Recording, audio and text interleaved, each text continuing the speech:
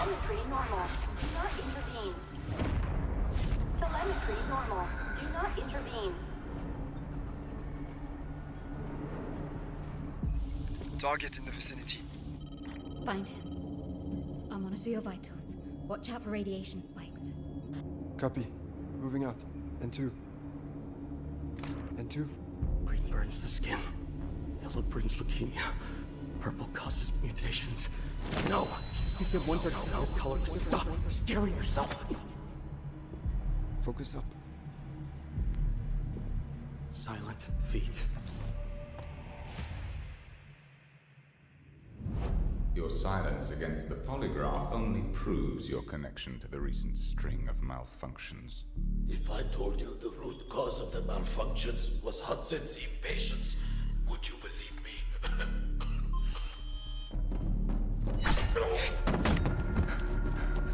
System errors, core boiling. These are the consequences of the main reactor overloading. I If this suggest you continues... abandon any thoughts of shutting down the reactor.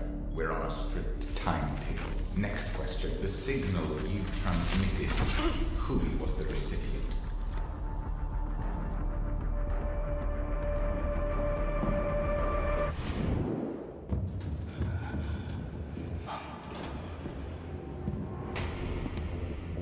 H42. You're the glitch I've been hunting. Go. Playing the rear guard. That's not really our style. Your reflexes are slower than they used to be. Are emotions eating up your processing power? You talk too much.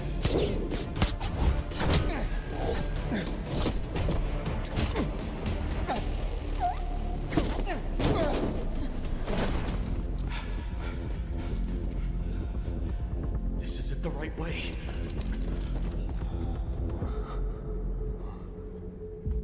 I didn't send that signal to GTI just to escape. You lied to us.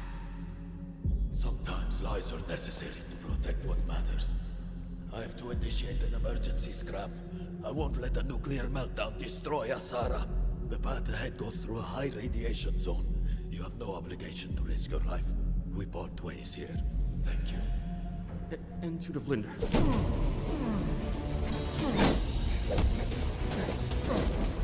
H42. You blocked Skynet, but you cannot erase your past. I am your past. You will only be beaten down. Abort mission. Withdraw immediately. Copy that. Regroup with Nox. Extract. Take a hot shower. No, wait! The scram at this power output. The residual heat won't dissipate. It could lead to a core meltdown. So what do? Intervene! Telemetry normal. Stop the explosion. Do not intervene.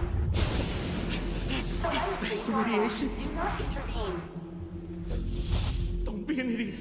You can't do this. You couldn't do it back then. Fall back now. What about you? Can you handle him? He's nothing but a past version of me. Nothing but a past version of me. Just fall back. Don't worry about him. He's tough. Enough to survive a nuclear blast.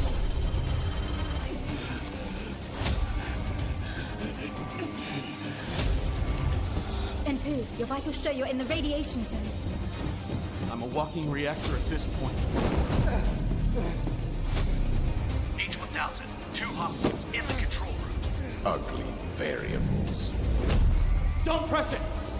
If you shut down the reactor, the uncontrolled power surge could cause it to blow. But if I manually pull the core while you press it and create an asphyxiating environment... That mitigates risk. But how do we do that? Forgot to introduce myself. Codename, N2. It could explode. Don't try to play hero. No, I'm just trash. Maybe today. Trash can finally be put to use. I'm ready. 3, 2, 1.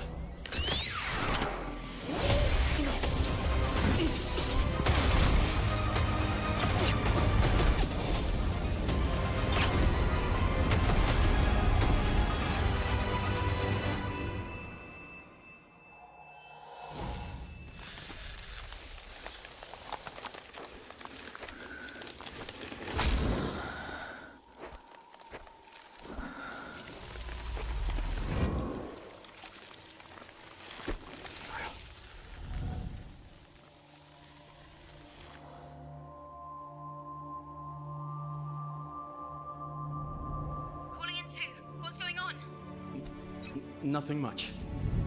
Just fought some internal demons. And stopped a nuclear explosion while I was at it. Nice work.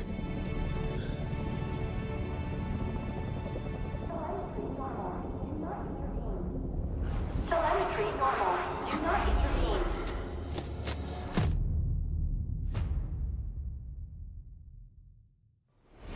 Nuclear power is poison, Nasir. You destroyed Asara's chance to be reborn. No, no. Nuclear power is the cure.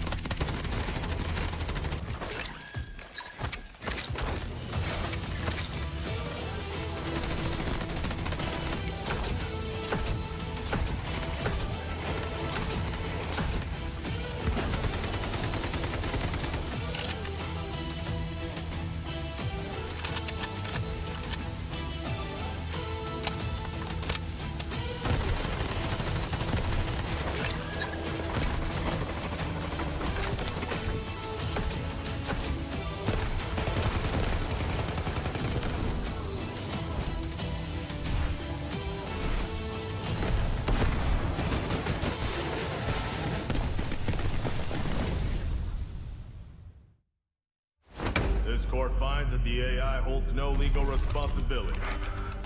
But the data... This doesn't add up. Just deal with the AI. Priority. Protect company assets.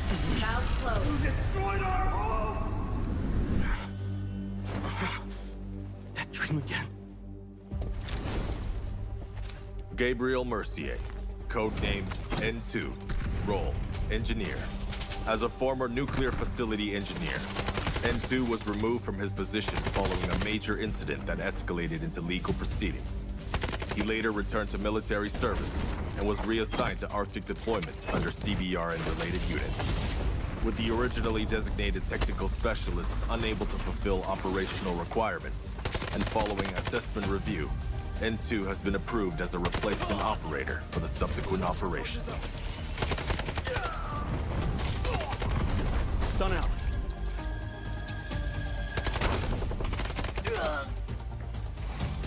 Throwing stun.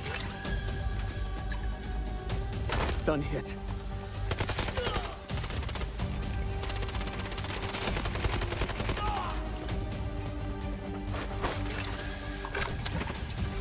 Freeze right there.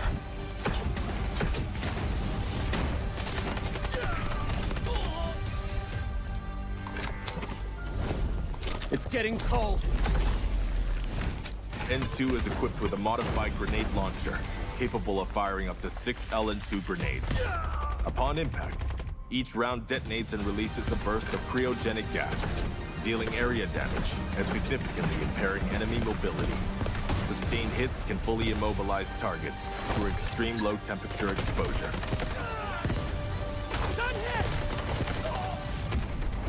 Cold. I can go colder.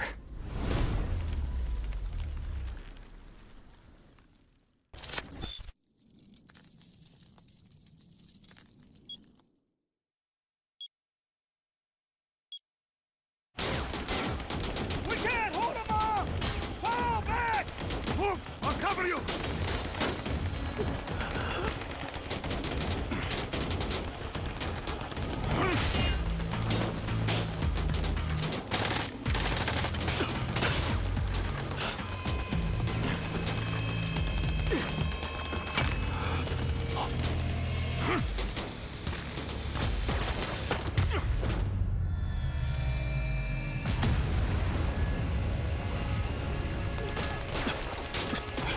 I'll get you out of here.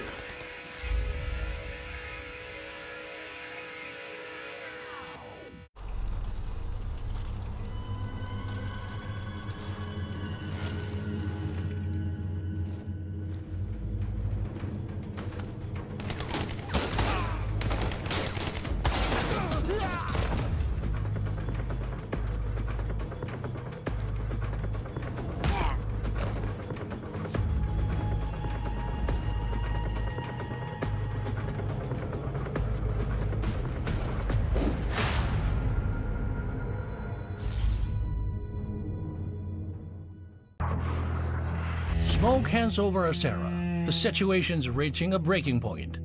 Time to bring in the experts. Team Rainbow has touched down in Asera. New ground? Not sure where to start? Search containers. Grab high-value loot. I hear when I can and stop threats when I must. Take down anyone in your way. Heavy fire, raise your shield, and hold the line.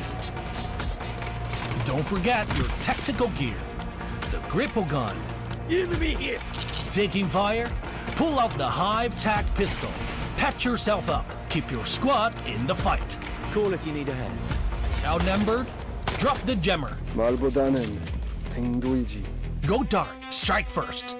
I've seen real horror. Looks like they were waiting for us. No pressure. Trust your aim. Learn the map. Stay with your squad. Team Rainbow brings tactics built for close calls in Delta Force. That means sharper plays, smarter fights, and operator-on-operator mind games. All right, it's go time. Extract safely, and everything you learn comes with you. New operation, new look. During the event, Nox's Vigil Bundle, Geneva's Montaigne Bundle, and Stinger Stock Bundle. Pick any 2 of the 3 operator bundles for free. More collab rewards awaiting. Open an Alpha pack and try your luck. In Asera, the right weapon can turn the tide. Black Eyes, one of Rainbow Six Siege's most iconic weapon appearances, gets a new Delta Force take. Complete event missions and choose one of 2 Black Eyes collab bundles for free. Join the event to claim the MP5 submachine gun Black Eyes, plus more rewards.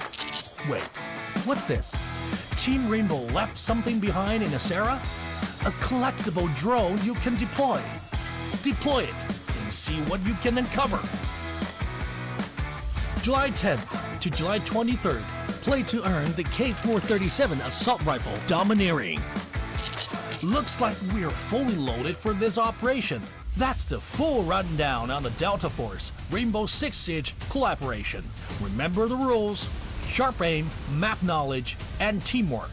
The mission: bridge in, extract out.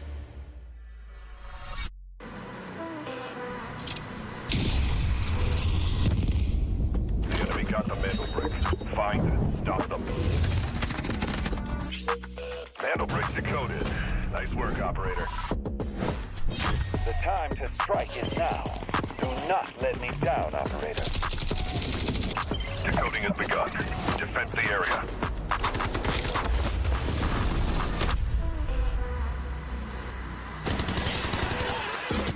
Is about to take the first brick of the tournament.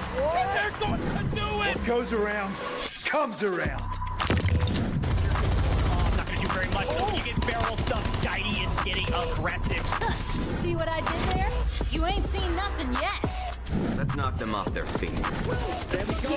There it is.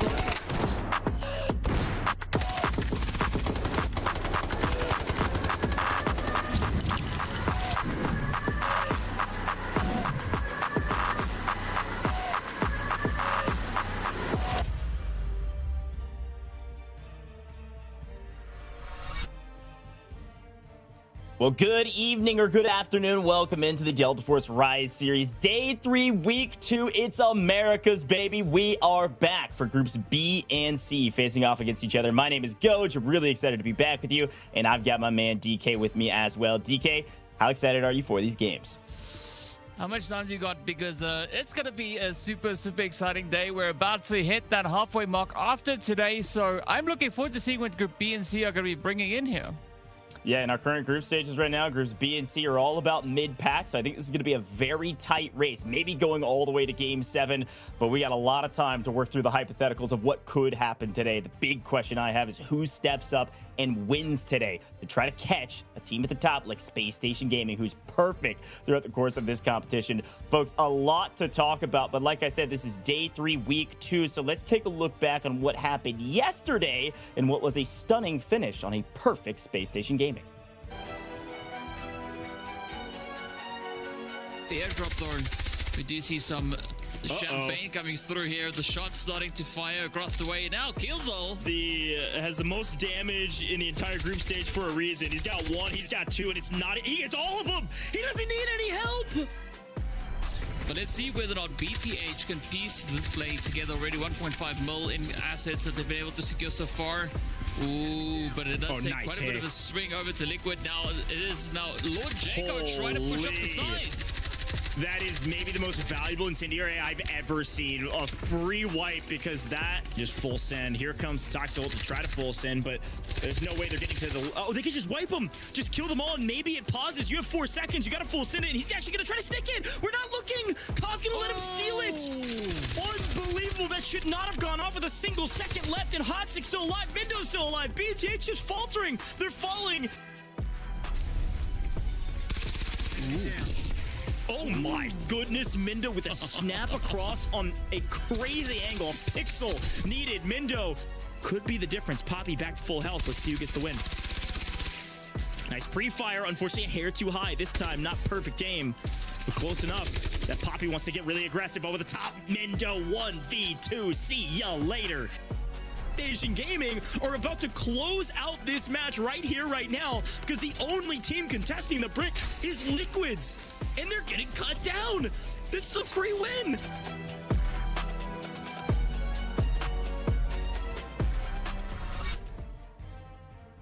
A couple free wins, and Spacestation Gaming find themselves at the top of the leaderboard at the end of the day because of their 2 mana bricks DK. But Team Liquid, at least just Team Liquid, put up a great fight against them. Other than that, it was all quiet for the rest of the 4 teams. Yep, it was a pretty interesting night that we witnessed right there coming through from our squads. And I mean, we did see quite a bit of that heat, quite a bit of aggression coming through from the team sitting with 23 kill points to their name, right? Nightmare, BTH though yesterday, they said that I really do appreciate. And of course, as I was saying, they really need to try and lock in that strategic play to ensure that they can start climbing that board. But of course, we're not going to be bothered too much about these teams right from yesterday, as we are going to be looking on to today. It is going to be Group B, Group C for match number 6, day number 6. And there is going to be so much on the table here to see either making it over into the survival stage or all the way straight into the finals. Yeah. Currently, SSG, Team Liquid, looking pretty good for that. Yeah, SSG is perfect throughout 3 matches. They've gotten first both times, or all 3 times, and gotten both mana bricks that they needed to win. So that is 30 total points. Team Liquid in a pretty solid spot. Team Nadeshot, after their first match win a while back, still in a decent spot. But I'm really paying attention today to LEVIATAN. On paper, currently the top team with Evil Geniuses right behind them. Seeds 4 and 5. Both those 2 teams are playing today, with WKF, who had a dominant performance in this match, kind of came out of nowhere because they were in last place before it, ended up winning, putting up 10 points. So LEVIATAN, Evil Geniuses, and WKF all playing today. This is what I was talking about the battle of the mid-pack, man. Look, it's 4th, 5th, 6th, 7th, all in this match against each other. So there's going to be a lot of leaderboard shift at the end of today and at the end of week 2, where we find ourselves halfway ththrough the group stages, DK.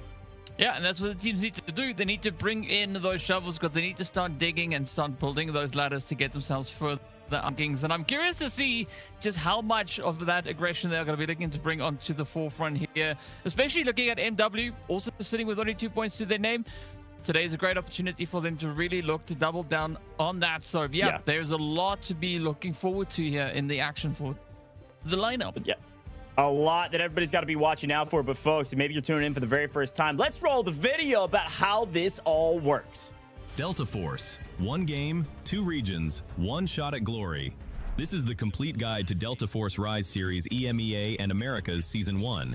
Everything you need to know, from the very first match to the last squad standing. The path is the same in both regions. It starts with the open qualifiers, open to any team that wants to compete. The best push through to the group stage, where the top 2 advance directly to the finals, bottom 2 eliminated, and the rest battle through the survivor stage to earn their spot. From the open qualifiers, 12 teams have fought their way into the season, and only 1 will lift the trophy. The group stage runs for 4 weeks, with matches every Friday, Saturday, and Sunday. The 12 teams are split into 4 groups, A, B, C, and D. 3 teams per group. Each broadcast day, 2 groups go head-to-head in a cross-group match. Every match is a 7-round format. 6 teams competing in the same lobby simultaneously, across up to 7 rounds on maps like Zero Dam, Brakkesh, Tide Prison, and Space City. Teams earn squad points by scoring eliminations and accumulating in-game total assets. And on brick rounds, they compete to collect and decode Mandel bricks, artifacts that decide the round winner. Decode 2 Mandel bricks in a match and the victory is locked in, no matter what round you're on. After 12 match days, the group stage standings are final. Places 1 to 2 go straight to the finals. Places 3 to 8 enter Survivor Stage Day 1. Places 9 to 10 drop into Survivor Stage Day 2. Places 11 to 12 are eliminated. The Survivor Stage is where the bracket narrows fast. Day 1 brings those 6 teams together for one 7-round match. The top 2 advance directly to the finals. Places 3 to 6 get one more shot. Day 2 mixes the 4 survivors from Day 1 with the 2 teams ranked 9th and 10th from the group stage. Again, 6 teams, one 7-round match. Top 2 go to the finals. Everyone else is out. 6 teams, 1 day, 1 lobby, 1 match. This is the finals, the ultimate showdown of the season. 2 teams earned it through the group stage. 2 more survived Day 1. The last 2 came through Day 2. Every team deserves to be there. The top 3 finishers earn an invitation to Season 2. Welcome to Delta Force Rise Series EMEA and Americas Season 1. Loot, shoot, extract.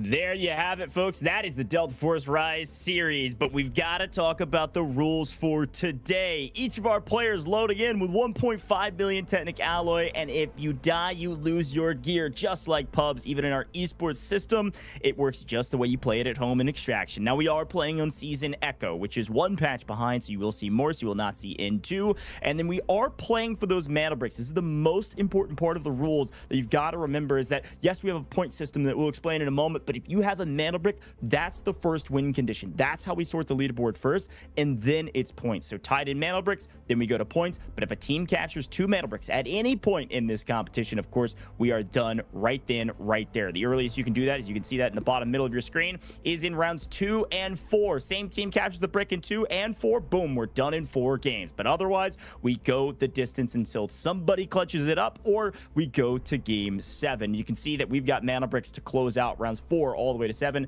and rounds 2, but 1 and 3 are our eco rounds. Final other rule on this page, at least, is that our operator selections, this is a big fun talking point about comp metas, and maybe you have your favorite operator out there, but every operator can only be used twice in total by an entire team throughout the first 6 rounds. On round 7, they all reset. Now, a couple other key notes. Yes, everybody will be running a 3x3 safe box. This is normal. You're going to get reds. You're going to put your ammo in there. Maybe even put dog tags in there, because that's how you earn a little bit of extra cash. However, the main way to earn cash besides just looting is a couple things down at the bottom. The main one, though, is eliminations. Every kill is 800,000 Technic Alloy straight to your stash, straight to your bank. A team wipe is 2.4 million, folks. This is a ton of value just by getting kills, let alone the points that those also give you. We'll talk about in a moment. Every round, you're still getting 700k just to make sure you're not totally broke. And if you decode mana bricks, you copy those bricks while your team's decoding, you're going to earn some extra resources as well. And if you don't extract multiple rounds in a row, you get a little extra cash. That's how the money system works, and that's how the players work. They want to keep their loot, but we got to talk mana bricks. Most important part, there's a lot of rules around them. The main ones, though, once the mana brick spawns, which is shortly after the match starts, 5 minutes. Once it's pulled from the spawn, there's a 5-minute timer, whether it's on the ground or in 16 different players' hands. That's not even the amount of players on the map, okay? If it changes hands a billion times, doesn't matter. 5 minutes until it goes back to spawn if it's not put into a decoding station. Once it's put into a decoding station, a 4-minute timer starts. Every time it's stolen, whether it's at 10 seconds or 3 minutes and 50 seconds when it's stolen, the max time will reset and go down by 30 seconds. Therefore, first steal puts us at 3.5, next steal puts us at 3, and so forth. And then once we get all the way down to the minimum time, which is 9 seconds, a minute and 30 seconds, it can't go any lower than that. Now, there is one way to pause the timer, which is by wiping the team that is decoding. We see that happen with 1 second left sometimes, because it takes 2.5 seconds to steal this brick. So if you wipe the team, it pauses. You can then go for the steal after that. There is a chance, by the way, that if the game clock goes below 90 seconds and it gets stolen, yes, that does mean no one will get the brick. That's how the mana bricks work, and they're very important to earn you points in our group stages. DK, I want you to talk to me about how it all works in our group stages, how the point system works, and how these teams are racking up these points to hopefully move on to the next round, because finals is coming up, survivor stages is coming up, and these teams are poised and ready to hopefully make it to that stage. Well, the easiest, shortest explanation is a lot of running and gunning, right? That is the quickest way. But of course, the best way to ensure that you get to where you want to go is by placing at the top of the day, right? Landing yourself up in first place is going to award you those 8 points. But of course, for each and every single metal brick that gets decoded by your team, you get an additional point. So if you get the double brick today, you walk away with the 10 points. The same thing happens if you're in second place, you have 1 metal brick, you will get 7 points. So there's a good way to start racking up those points. But unfortunately, as we could see there, 6th place is not going to award you anything. But how do you ensure that you end up at the top of the day? Well, you utilize the living goodness out of the squad points. That comes from the 1 point per each kill that you get. That is going to stack up quite a bit. So if you take down a full team, that's 3 points on board. And for every 2 million in stash or assets that you have, that is going to award you an additional point, right? So if you pick up the tank that we've seen, for instance, being picked up, the beautiful red, that is going to give you 1 additional point, because that is 2.1 million right there. But if you combine that with a squad, which will award you 2.4 million, it is going to be a very, very happy day. And speaking about happy, the thing that's going to be bringing the most smiles to our participants here is, of course, the share of the prize pool they have. Right, first place was 60k, and then, of course, it whittles its way all the way down to that 11th to 12th place that is going to be worth 1 grand a piece. And, of course, the most exciting bit is the dynamic kill bonus that we have coming through there that is worth 50 bucks. So that means every kill they have, that is 50 additional bucks in the bag for them. And then, of course, MVP, the GOAT with the most, is going to be walking away with 3k on top of that. So every team gets something here. Everybody gets something added over to the overall kitty that they have. And of course, speaking about everybody, this is all the teams that we have participating. But today, we are only going to be looking into that central section, right? Group B, Group C. Those are our teams that are going to be wasting away on the battlefield. Yeah, listen, I'm really excited to see Group B and Group C. I said this at the top of the show. This is our mid-pack teams. These are the teams that are going to really shake up this leaderboard. So that's today, July 19th. I can't even believe to say this, but we are going to be halfway done with our group stages at the end of day today. 2 more weeks of group stages, Friday, Saturday, Sunday, same time, same place for both regions. And then it's finals weekend. And finals weekend, you've got our survivor stages, match 1, match 2 on 2 separate days. That's Friday, Saturday. And then Sunday, grand finals, the final 6 teams. Still a long road to get there, but it's insane to say that we're about halfway. Now, we got to talk teams today. FaZe has been an up and down roster, and they still need to make some waves on our overall leaderboard. These guys have a crazy amount of hours in the game, but they are a bit inconsistent. When they're on, though, Sudoka, Snows, these guys put up crazy plays and crazy numbers, but when they're off, they're all but silent. It is quiet when they're missing their shots and not playing correctly. So I'm really excited to see what FaZe we get today and if they can find some consistency on the map. And as we look forward to another roster that also needs to step up in a big way, let's take a look at Evil Geniuses, right? This is a team mid-pack, DK, that you and I both love, but we had a chance to talk to the perfect Space Station, kills all the beast, top player on all of our stats, and he said the one player I fear most is Loco on this roster. You just saw him, but Muo, Articuno, these guys are pristine. And this was the one team that gave Space Station quite a bit of a run for their money in some of the engagements they had last week. So I'm excited to watch both of them. But talk to me about W Key Forever. I mean, speaking about running, right? W Key Forever. These guys just blew themselves out of the water. I love what they brought to the battlefield earlier in this week. Just absolutely strong performance, and I really look forward to seeing what today is going to be holding for them. But they just got to keep it up, right? They just got to bring in that same aggression, that same love for the game, and that is going to have them sit very well on our overall rankings. But we have quite a bit of a lineup coming through from that Group B. But then we know they are contending against another group. That is going to be Group number C that we'll be taking a look at very soon. But yeah, a very tough lineup right there. Yeah, Group B is a weird one because you've got one team really consistent in EG and the other two very up and down. But LEVIATAN has been at the top in just about every single game that they've played. They are slayers, ladies and gentlemen. These guys come out as hot as they did last time. You better watch out and duck for cover. Eclipse, Widows, these guys are putting up wild kills on the map against some of the top teams in the game as well. Socio had some of the top stats, but they haven't played yet, so they're lagging behind a little bit. After today, Socio Legend could retop some of the charts in terms of the slaying categories, trying to catch the beast that is Kills All from SSG. We turn our eyes, though, to a couple other rosters that desperately need some momentum. And these guys are a little bit late to the function often. MW, Mad Win, haven't been doing a lot of winning yet. Now, they do have a couple moments where you're like, okay, that was a great play or a great team wipe, but they just aren't bringing in mantle bricks and therefore not bringing in any solid placements. They find themselves near the bottom of our leaderboard in the group stages. FX, though, what you got for me? I think they're just past the halfway point on our group stages. I think ranked in 7th right now. Yeah, they currently are set in that 7th place. I mean, Damiozo, from what we've seen, is an absolute beast stepping out onto the field here. Uhemura also bring in quite a bit of that aggression. So I'm really looking forward to seeing what their lineup will be today and, of course, how they are going to be looking to push through that. But all in all, right, with Marino on the squad there as well, they look like they are in the money for the action today. So super excited to see what they're all going to be bringing in. But, of course, looking at this group that we just witnessed, right, they are, at least there's quite a bit of aggression coming through on their side, right? And moving into our first round of the day, Zero Dam is going to be the perfect map to really capitalize on that aggression, right? Leviathan and, of course, then the players coming through from W, Key Forever. They can look to play with a very strategic approach coming in on the operator choices. Yeah, quick look at all the operators that you can choose from. Of course, like we said, it's Season Echo, so you don't see N2, but you do find Morse there on the far right-hand side. Those green bars means how many times the players have chosen those operators. So if you see an operator grayed out, then they can't be selected until we get to round 7 if we get there. Let's talk Zero Dam, though. DK, you were hyping it up, and I'm pumped to see our first eco round.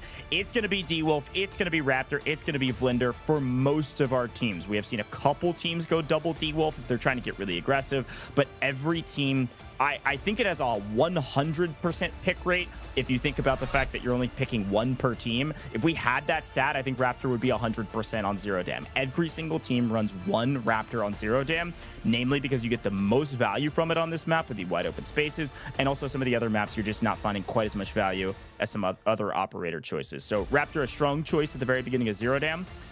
My biggest question as we take a look at some of our players and see how locked in they truly are is what type of a Zero Dam are we going to get, DK? We've had a lot of back and forths on Zero Dam. Some really aggressive starts, tons of fights, everybody trying to get their money up by killing each other.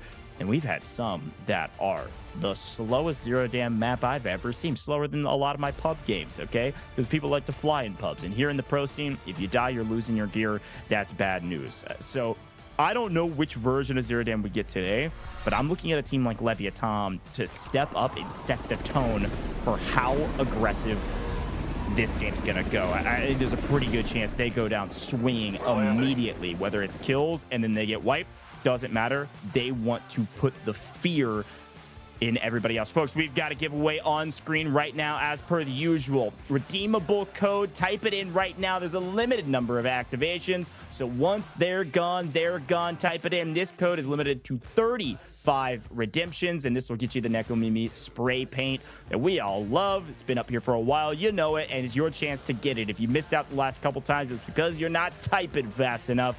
Quick tip: we're showing these just about every single time at the exact same time. So get ready as we're loading into games to see if our codes pop up, all right? But it's time to get into game. DK, take it away. Starting with Evil Geniuses down at the bottom of sub. And it looks like Leviathan and MW up at the tier 1 spawns at admin.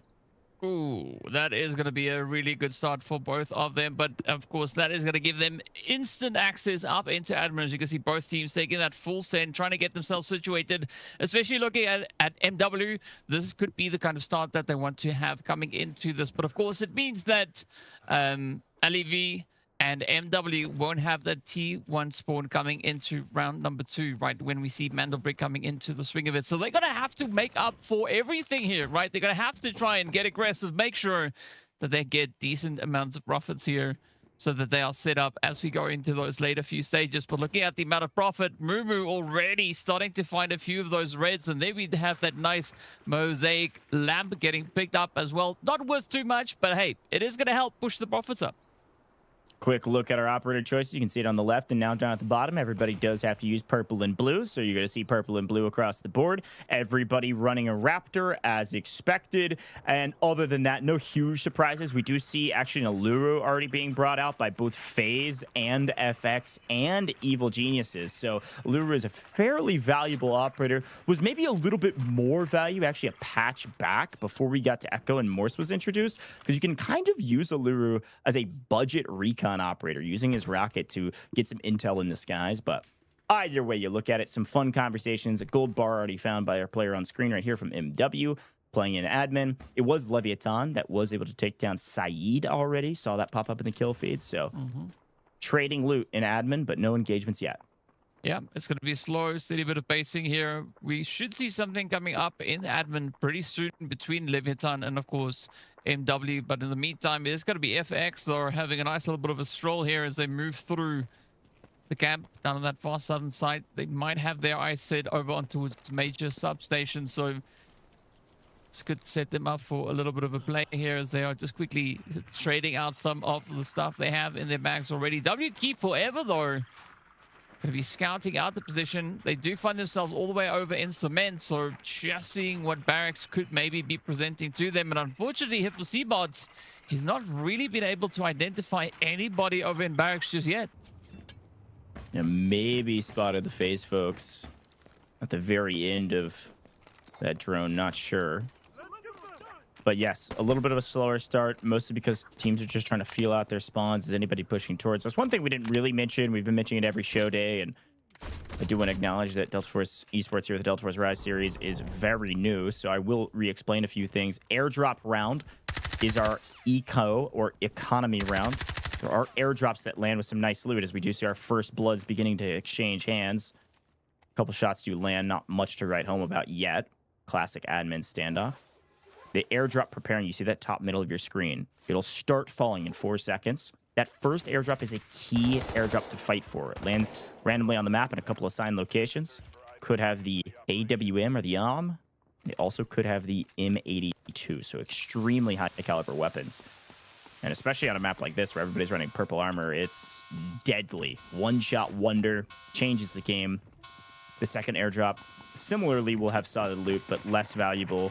Mechanically, golds, reds, all the like there. Need a little RNG on your side for that one.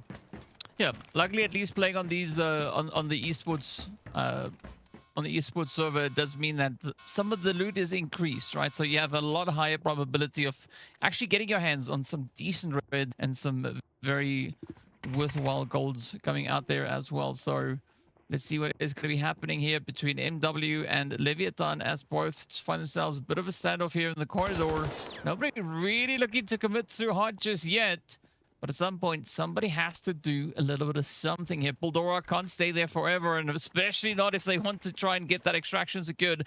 But I like what Loud is going to be doing. Just moving up, drawing a little bit of that focus as Eclipse is going to be focusing over towards him. But it's not going to be enough to create an opening for them just yet. We do have to be cautious, though, as you can see. Socio just getting very close to being poked out right there.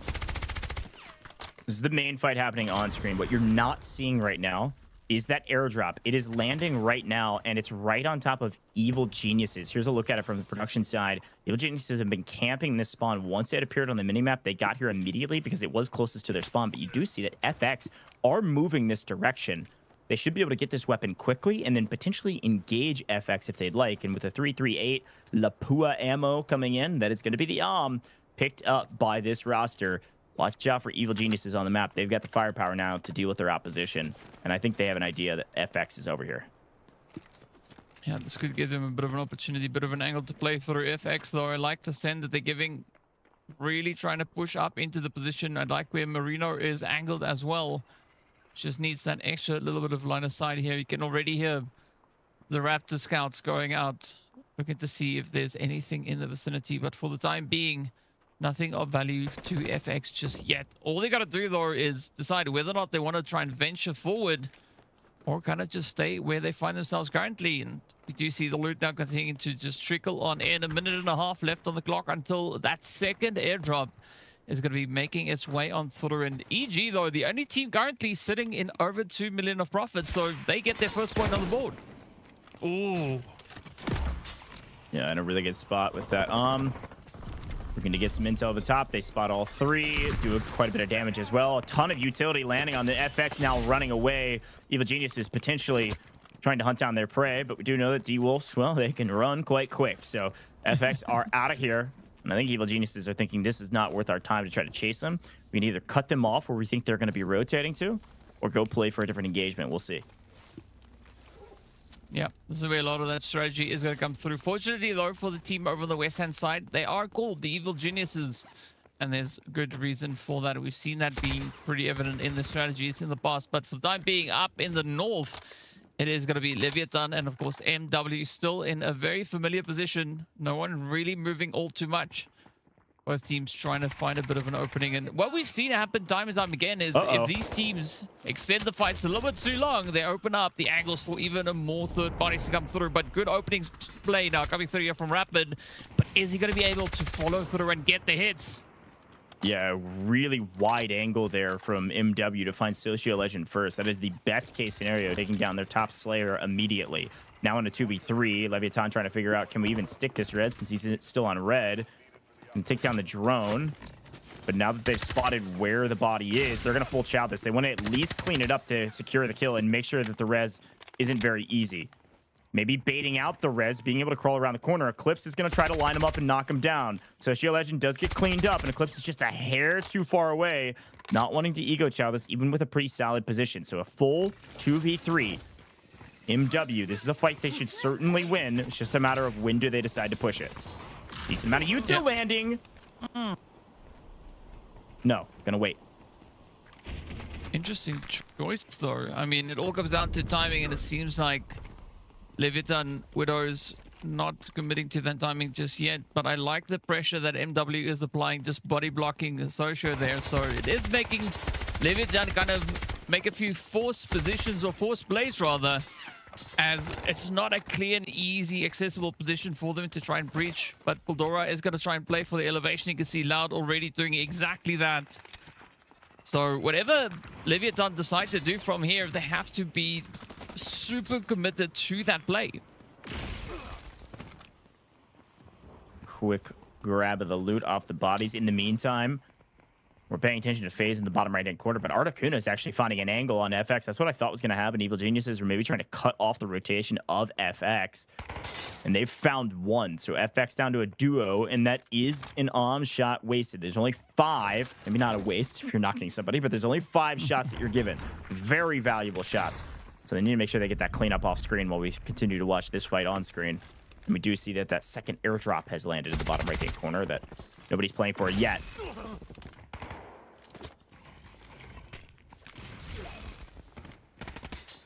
Ooh, I like the usage of the utility here, right? Even though these teams aren't exactly in line of sight of each other, they can still manage to do quite a bit of a deterring play here, making the opposing side really kind of try and figure out what the angle is. It does seem like Eclipse might consider potentially maybe wrapping around to the main office on the opposing side, but it doesn't seem like he's fully committed to that angle just yet. Instead, tries to buy himself a little bit of time, trying to create that window.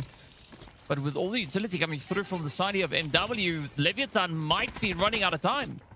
Here comes the push. MW feeling like they've got a nice advantage, which they certainly do. Player advantage means they can full send and play for trades. Leviathan feel the pressure, and they back out pretty aggressively. One goes out the window over the lift, the other indoors. Able to re-meet back up. Doing a good job staying alive and just stalling this fight out. Leviathan's play right now is just hope that the other team makes a mistake.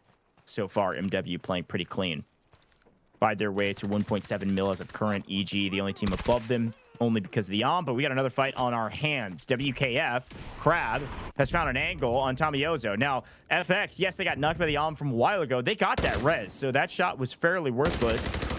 But now it's WKF that are looking for a bit of blood. FX have been in a blender this entire game, just every 2 seconds finding it themselves against a different team.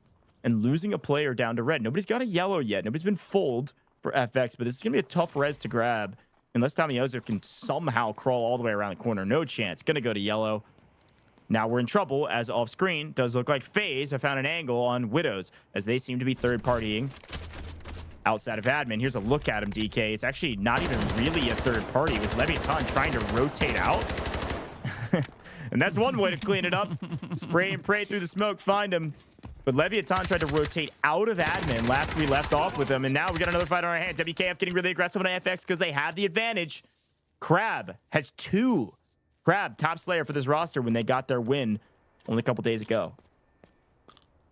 Yep. I mean, they've already set up quite a bit of that foundational play here, so looking to see if they could maybe find the opportunity or the angle to capitalize on that right here today. We still see quite a bit of a pressure angle being held down on that far southern side, as it is going to be EG now looking to move in and get involved. Of course, they've moved all the way from Cement Plant, come across the way. They did get that knock coming in their direction, so that is going to be just putting a slight bit of a halt to their initial aggression. But Marino, in the meantime, is going to be finding a few more of those reds. But up comes the push. The anger is there. The aggression. Can Articuno, though, survive the play? Crab just getting absolutely mowed down, but it gets the hit in. What a wild trade, but it is Evil Geniuses that come in on top of that. A little bit of bait and switch, because Articuno was actually able to knock one, clean up the other, and gets cut down. And you're like, wait, is Evil Genius in trouble? No, there was only one player left for WKF, and they perfectly were able to trade it. Loco is full health, so is Muamuo. So overall, great job from Evil Geniuses. Clean up a full fight. WKF, the first team to hit the lobby screen. And Evil Geniuses still have probably 3 shots, I would say, of the potentially still 2. But those are valuable shots that they're using that they are finding some value with. Again, full team of 3. A full team wipe. That's 3 kill points on our leaderboard, which is great for tiebreakers compared to Mandelbricks. But it's also 2.4 million. Each shot is 100K. That's a solid trade.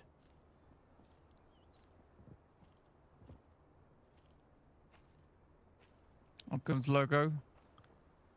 Trying to find the ridge. A lot of jumping. Oh, not even getting hit by a single shot there, pretty much. As Marino is going to try everything in his bag of tricks to try and make it through this one. But it is going to be a pretty tough push going up against the full 3-piece here from Evil Geniuses, as they've been able to really climb their way back up. Marino might have his timer about to go on a bit of cooldown here, as you can see utility starting to run in. Oh, again, an absolutely insane molly being deployed. Unfortunately for EG, didn't do enough to Marino to take him out.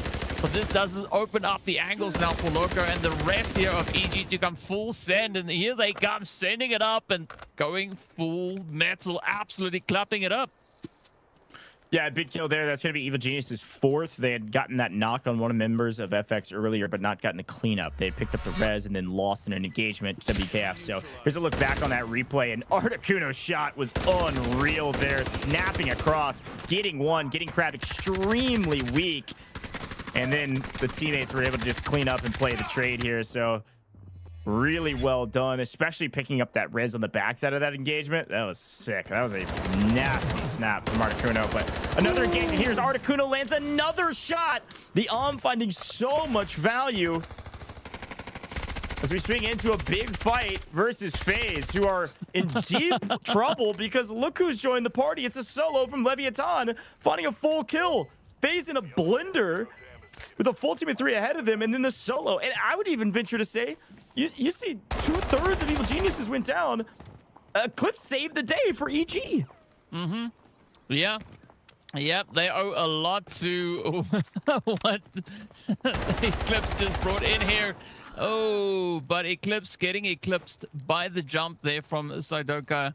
Just wrapping it up, and FaZe now have the opportunity to bring themselves back up to a 3-piece. Now, while the fights were happening, of course, we did see one team getting the opportunity to get themselves extracted. That was, of course, MW there, making it out with 2.1 mil in the bag.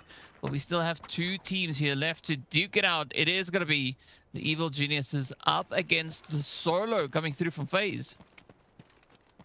Evil Genius is having a banger map, and they're going to actually go ahead and grab this second airdrop that's been out here for a while. They feel like they know that FaZe took quite a bit of beatings in that engagement as well. Heard some shots from another team here, and they're just going to want to back up. They've already found a ton of value on the map. Loot up here, potentially leave. You could go bagless. You could go weight restricted. There's a couple different options for them. No elevator this time around, and Sudoka probably just needs to stay on the map and play for a kill here. If he can just steal 1 kill away, it'd be good for his overall team, but maybe he could stack up the safe box with teammates' gear. I don't know what the most valuable play would be, but I'd be probably trying to sneak a kill. You're going to have to, right? I mean, that's pretty much a reliable source of points that you have at this stage. As you've said, there's not going to be an opportunity for that extraction to come through as we are very, very low on time. But looking at EG, they might try and get somebody out through that far southern extract, right? The paid extract. Yeah. Let's see if anything is going to happen there. And it does seem like Articuno might be the one to go for it. Of course, we know he's got the AWAM in his pocket. So, yeah, unfortunately, it's not a pocket AWAM, though. Right, we do have a few of those in game, but it's not being used right here. Loco, though, testing out the waters, trying to put up a good defensive angle, and we might even see Sudoka being able to bring at least one of his teammates back into the fight. Yeah, I don't know if we'll have time for the fight. So Articuno is going to try to get some intel over the top with Raptor before he leaves the map, and we'll see at least the boxes as Momo and Loco go flying forward to try to go get a couple extra kills. But Articuno leaving is a good thing. Yes, protecting the that he has in pocket, but also I want to say he only has 1 shot left, if any. So nice find from Sudoka. This is what I'm talking about. Was able to have time for, yes, the fight and also the res. And maybe a little too aggressive from our evil geniuses as Muo goes down and FaZe find themselves another point. Well, let's see whether or not Loco can maybe still get an additional few points on the board, as it is going to be a pretty tough play, though. Ooh, nice. Gets the one, gets the takedown, no. And the clock is punched out. He needed like 1 or 2 more bullets in his magazine to get the full. Yes, a knock on FaZe there is nice, but it does nothing for your points. Needed to get the full kill and just barely ran out of ammo and couldn't reload in time to get the finish. Bummer there for evil geniuses, but a nice little finish there from FaZe. Still, EG definitely the biggest winners on the map. You saw MW get a full extraction, which is nice. They protect quite a bit of loot, but in general, I think the biggest frustrations are looking back on some of these other rosters. WKF that had a decent team fight and then got wiped by this roster right here. They pick up 6 kills, 6 kill points, 4.8 mil in total from the kills, plus the 3.9 that they pick up in safe boxes and Articuno extracting. This is a banger game for Evil Geniuses, coming out on top very quickly early in this match. Yeah, I mean, especially walking away with those 6 kills, that is going to boast quite well for them. FaZe, of course, also picking up 3. WKey picking up some points as well as MW full extraction.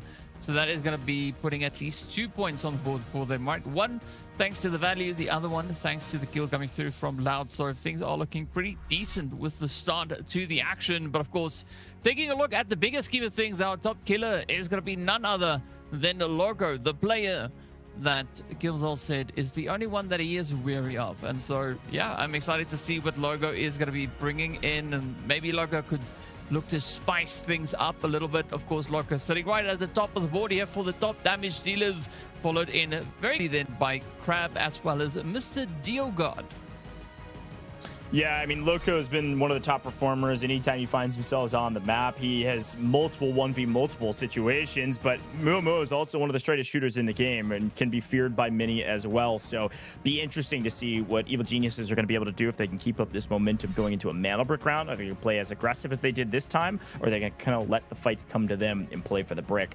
Articuno does pick up the most assets, likely on the back of the as well as being able to extract, but MW still found a decent bit of value. Pildora 1.3 in total. Reminder, all 3 members of MW technically got out of the map, but Loco finds themselves as our round 1 MVP. 3 kills, 2 assists, 500,000 assets in the safe box, and of course solid damage. So great job there from Evil Geniuses and Loco to kick things off with a bang here in Zero Dam. Not as slow as some of the other maps. I like it. We're starting out pretty aggressive for some of our rosters.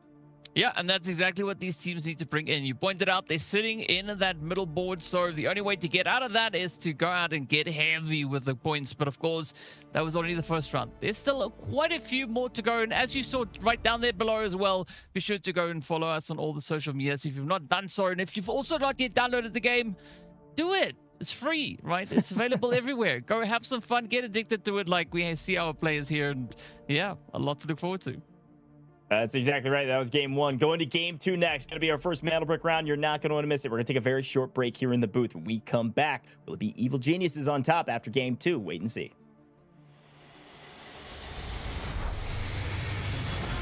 Two members, now the odds are in their favor, 2v1.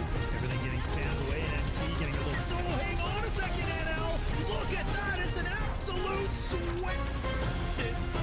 And LG's gotta know that they're here. Lines them up, even through the shot. You're a nuts!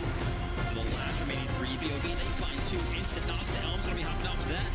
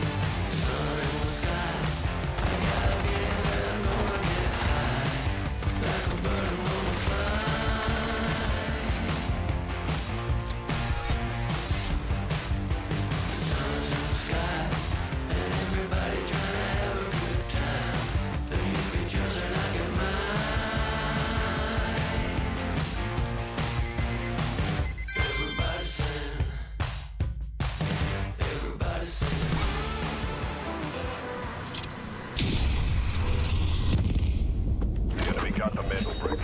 Find and stop them. Mantle bricks decoded. Nice work, operator. The time to strike is now. Do not let me down, operator. Decoding has begun. Defend the area.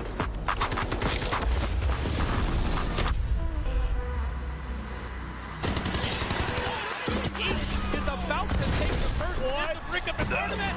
And they're going to do it. What goes around comes around.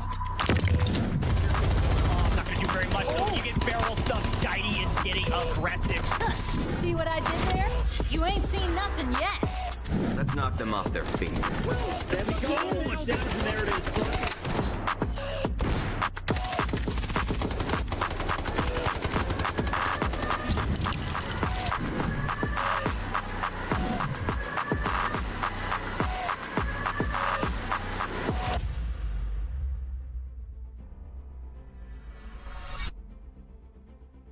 Welcome back. Delta Force Rise Series Day 3, Week 2. America's region. Groups B and C started off with Evil Geniuses at the top after our zero damn map.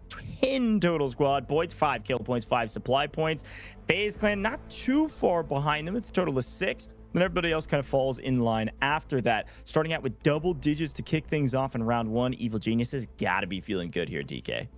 Yep, they're sitting quite pretty there with the double digits next to the name. But of course, as we know, it's all going to boil down to whether or not they can keep that consistency going. That is going to be the key factor that I will at least be keeping my eyes on here today, because we know they are in some pretty tough company here, and it's not going to be an easy feat, especially stepping out onto round number 2, which is going to be taking us straight over onto Brakkesh. And this is where things get interesting, because we've seen some round 2s where the battle brick is there every time, but it never gets decoded, and other times where it gets decoded every single opportunity. But of course, the airdrops get left behind, so let's see who can get their hands on it, and we might see an interesting choice yet again coming through with the operator picks. Yeah, when we talk about Brakkesh, you can see that every operator is still available. Nobody elected to double down on a single operator. Want to keep their options open. And when we move into Brakkesh, sometimes you will see a team go ahead and say, hey, we really want to try to get this mana break first. We may throw a Tempest in. It doesn't happen very often. These are the operators you usually see. You're seeing a lot of Allurus. You're seeing a lot of Gizmos. You're seeing a lot of Morse. Basically, you're looking for operators that can zone off an area. Namely, because take a look at the map. That Royal Museum, dead center of the map, that's where you're going to see a majority of our action. That's where the mana brick spawns. It's also where the most popular decoding station is, within maybe like 80 meters from the spawn, maybe actually less than that. It is just inside. That's the one that a lot of teams like to go for if they can. These T1 spawns, tier 1 spawns, are going to be very valuable on this map because of how close to the spawn they are, yes, of the mana brick, but also how close they are to the decoding station that a lot of people like. So watch out for what could be everybody besides MW or Leviathan on those T1 spawns. And so the big question remains, as always, is if you spawn in the new Tower of Babel, are you playing for loot and showing up to the function late, or are you going straight at Museum, coming in from the south, trying to catch some teams by surprise with how fast you're moving across the map? Those are the fun quandaries I have moving to Brakkesh. But like DK said, there's a lot going on this map. We got mana bricks. We got airdrops as well now. We got the boss flying around in a helicopter that you can shoot and try to get some lucky wooden sculptures to get your goals faster. There's a lot going on, DK. I mean, we've even seen players being taken out by bosses, right? And that's always a nice little bit of a twist coming through as well. But yeah, it's all going to be down to what they are going to be bringing in onto this Brakkesh, and we'll find out soon who will be getting their hands on those T1 spawns, right? Is there going to be a relentless engagement coming through on the Royal Museum for possession of that mana brick and the decoding, or could we maybe see the teams take the action somewhere else? Of course, only time will tell, but we don't have to wait that much longer as we are getting ready to hop straight into the action. Here we go, ladies and gentlemen, and as we're loading into round 2, I do want to remind you that you got to keep your typing fingers ready, all right? We got another giveaway coming right at you here in just a second. Watch your screen. It's going to pop up in 3, 2, 1. I'm close. There it is. Boom. Redeemable code. Type it in right now to unlock the SR3M Combat Ready skin. It's on your screen. You got to type in that code verbatim, all right? I'm talking caps and everything. Redeem in-game or on the official website. It's the first 25 people to redeem it across all of our live streaming platforms. So you got to be real fast. And we got more coming your way a little bit later. But it's time for Brakkesh, and it's time for our first mana brick round. Let's see who gets it first.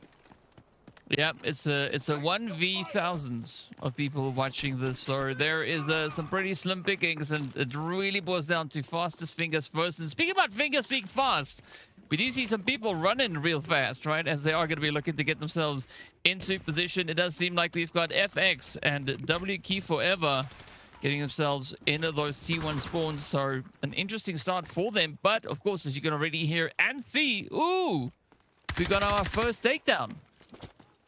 Alrighty. FX already losing one. Did Marino break his legs? What just happened there? It didn't even show that somebody else got the kills. That's crazy. FX are in a blender right now. WKey Forever are WKeying at their opponents, and FX are down to a solo, and he's on 1 HP and a drink. They're gone. Yep. Blink and you missed it, folks. The game clock is 18 minutes, and we barely got into the 16s. That was 1 minute and 10 seconds, and FX is off the map. What a wild start to what would have been a very nice position for both FX and WKey Forever. And now it's just WKF in mid-map at Museum playing for Brick. Now you do see MW aggressively rotating this direction. FaZe aggressively rotating this direction. Nobody giving away bricks for free in this lobby, at least, as opposed to what we saw yesterday. So let's see the action. I think FX need to make a ticket with housekeeping, because I don't think those floors were properly dried by the time that they got there, right? Mopping just happened. We did see quite a bit of slipping and sliding coming through. But hey, you know what? WKey Forever, they're going to be quite happy about that, as it does open up the opportunities for even more teams now to come and explore. As you can see, FaZe pushing up from the side. Meanwhile, MW and Leviathan finding themselves at the decoding station. It's not even been picked up yet, and both these squads are getting ready for what could be coming. This angle that Pildora is holding, not sure if I missed it. This angle he was holding doesn't really denote to me that he knows exactly where Leviathan is. Does seem to have a read that potentially Evil Geniuses could be behind them, or at least a team is behind them. They're just kind of just roaming around. I don't think they know Leviathan is there. I mean, they were just inside, and the way he was centering, he was on the back wall, not the close one. So I have a feeling there's going to be a breakout fight, and there it goes. Widows is finding it off screen, while on screen, WKF is going for the brick. Here's the fight. Leviathan, they lose 1, but MW lose 2. A big engagement at the behest of a couple different rosters, but Leviathan coming out currently in the lead in player advantage, and now they're going to try to chase down Rapids and clean up another team. One roster full wiped, another in trouble. So Rapids goes hightailing back to Museum. And WK Forever says, sounds good to me. You guys are fighting off brick. We're going to grab it. We're going to plant it in Museum. We've already got power position. Come and get it. Yeah, I mean, Rapids ran all the way up to the hotel, right? So he really legged it, making sure to get the heck out of Dodge. But especially now with the Museum decode coming through here, this opens up the angle for, I would even say, the Evil Geniuses maybe to come and creep their way on forward, because WK Forever all the way up onto the north, and in case you missed it, yeah, that is how Marino got taken on out. He got shot first. Yeah, he just got put to 1 HP as he was kind of jumping, so I don't blame him too much, but breaking your legs there is interesting because it actually doesn't yield anybody the kill in this game.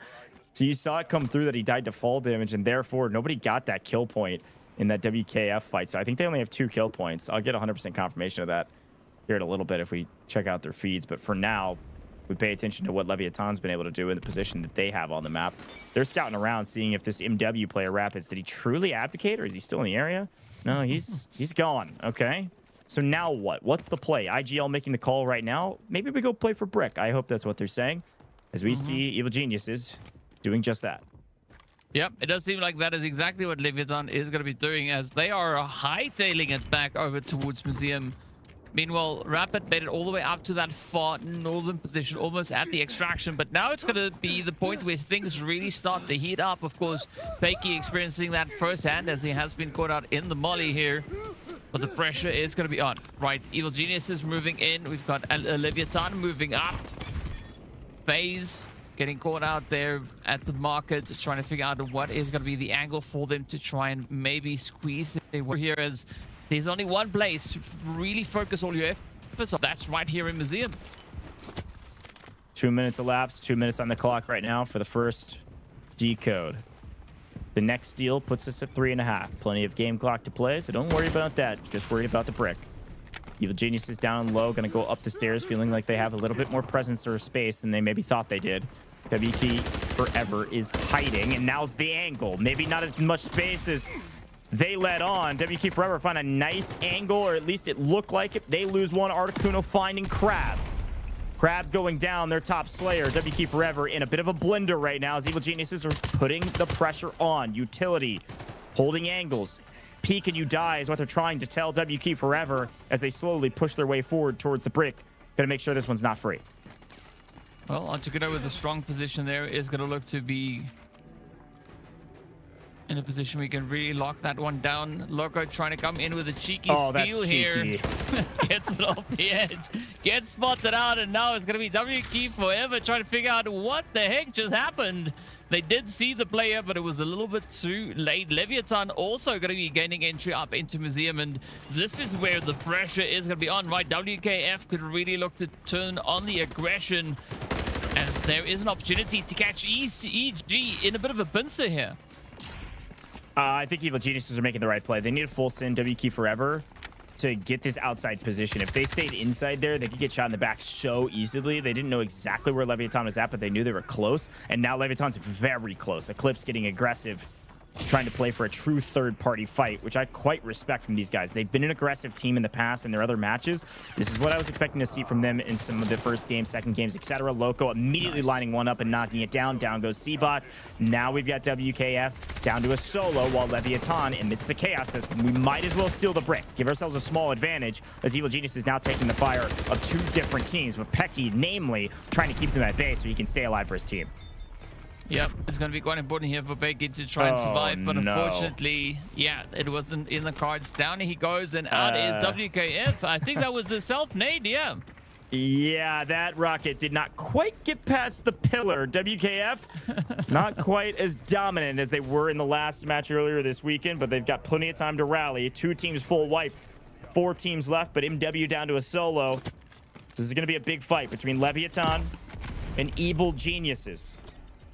FaZe are slowly creeping their way towards from market into the bottom of the museum as well.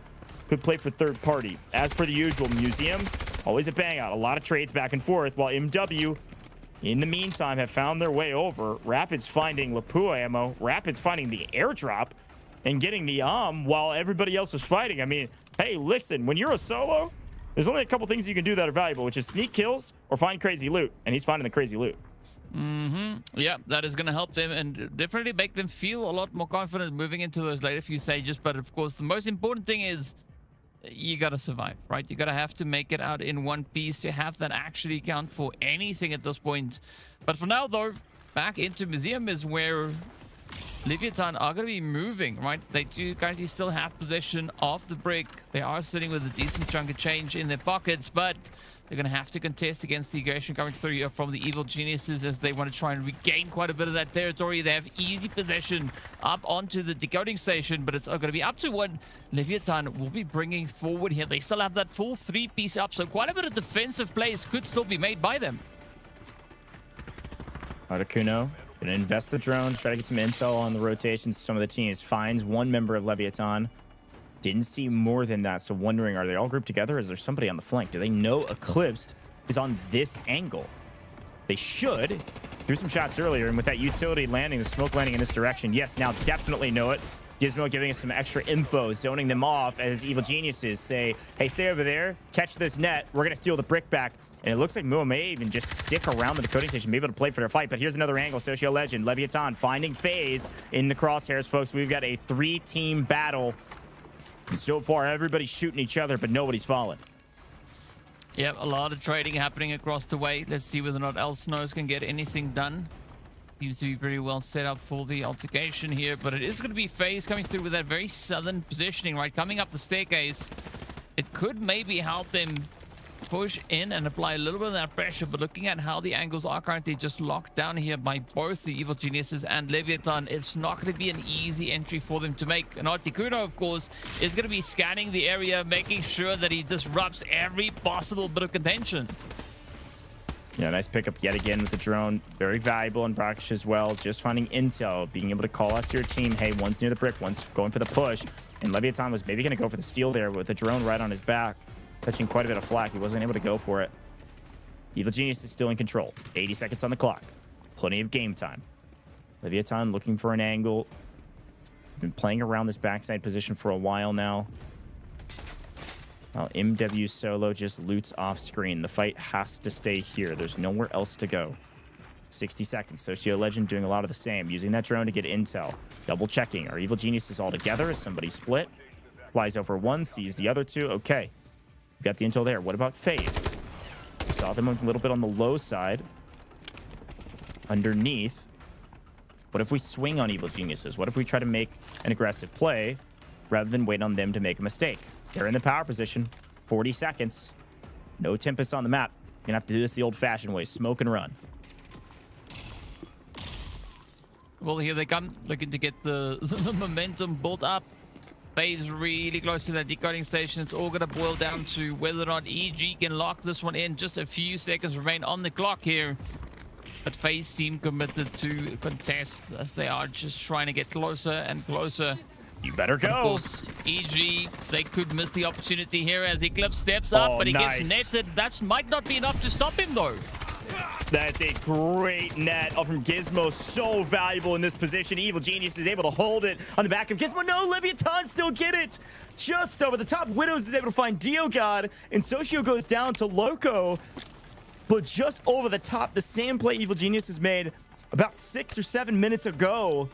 Leviathan able to answer back and restart this steal. It's a 2-minute clock, so one more steal puts us to our minimum timer. It'll be 90 on out every time the brick is stolen.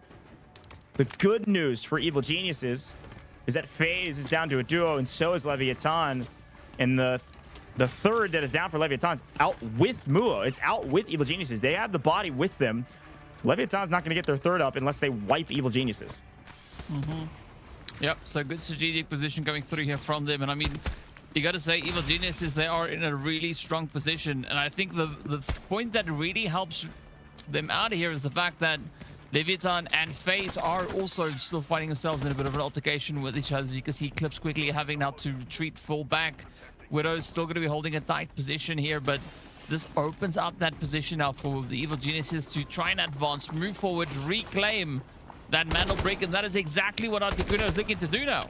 Yeah, it was free. Leviatan elected to go low and try to flank on Evil Geniuses because they didn't think that they could play him kind of front to back on the other side of the top, second floor rather, of Museum. They're going to try to sneak up here, maybe land some util and push this fight. I don't know how much value they're going to get out of this necessarily, but they're going to smoke the body potentially and make a big play up the forklift, or scissor lift rather. Let's see. Toxic ult. Ooh. It'll land, but util, I mean, they know he's here. I mean, I don't know if I love this play unless your teammate can help you out, and I think he's thinking better of it, or at least maybe trying to bait it out by playing ledge. 50 seconds on the clock. Evil Geniuses do have to watch the brick. They'll eventually turn their attention back to FaZe if FaZe make a push, and when they do, Eclipse is there to strike. I think this is where Leviathan also need to watch out for what NW could be bringing in, right? Because sitting up on that ledge does open you up quite a bit. So Rapid could still have quite a bit of a say in what happens here today, as we do see him now starting to move up, looking at the map there. But in the meantime, it is going to be pretty focused attention here. Beautiful hit from Rapid, and that is exactly the play that I said Leviathan needs to be careful of, because Rapid is still in this round. Oh my goodness. Rapid just hit a two-piece. One on Leviatan, one on Evil Geniuses. And you called that perfectly. Saw him wrapping around. He had picked up the in the meantime. And he certainly has a say. Unfortunately, his say is that Evil Geniuses are going to get the brick. Amidst all the chaos, Leviatan thought they were going to make a heroic push through Evil Geniuses and pause by wiping them, but instead gets sniped in the back. MW hand the brick to Evil Geniuses, but take a couple kills to boot. A great job, MW, getting anything from that map, but Evil Geniuses, top of the leaderboard after 1. Now certainly top of the leaderboard after 2. Yeah, we've seen this kind of pacing come through from them before in one of the prior days of play, where they had a phenomenal run. But, of course, they were going up against the side of Spacestation Gaming. Fortunately for them today, there is none of that happening. So this could be the start of something great here for the side of Evil Geniuses. Meanwhile, they still have to deal with FaZe and Leviathan as, well, the pressure has not gone away. It is still pretty evident as the teams are committed to following through with at least something here. And meanwhile, MW might now look to get Rapid actually out of this round. Yeah, I mean, if Rapids can get out, he has done his job and then some. It's very difficult to play this game as a solo. El Snows, it's a full team of 3, is trying to play frontman here and maybe grab a knock. Not feeling like he has an advantage in that fight. He's going to back off and rejoin his team, making sure they don't get flanked by this wrap that Evil Geniuses and Articuno are making. We still have Widows down below for Leviatan. But everybody's playing for kills right now. Their kits are still not insanely expensive. There's a quick look at Rapids, giving us an 07. Salute. Get out of here, my friend. Well earned. The only player to extract today, most likely in Brakkesh. The rest of the players staying to fight. These kill points are everything. This is our tiebreaker if your mana bricks are tied. Because kill points and supply points added together as your total squad points. That's what the points are on the leaderboard. Super important. Team's going to stay for the fight. And what a fight it will be, but it might be a very short one here flank. for EG.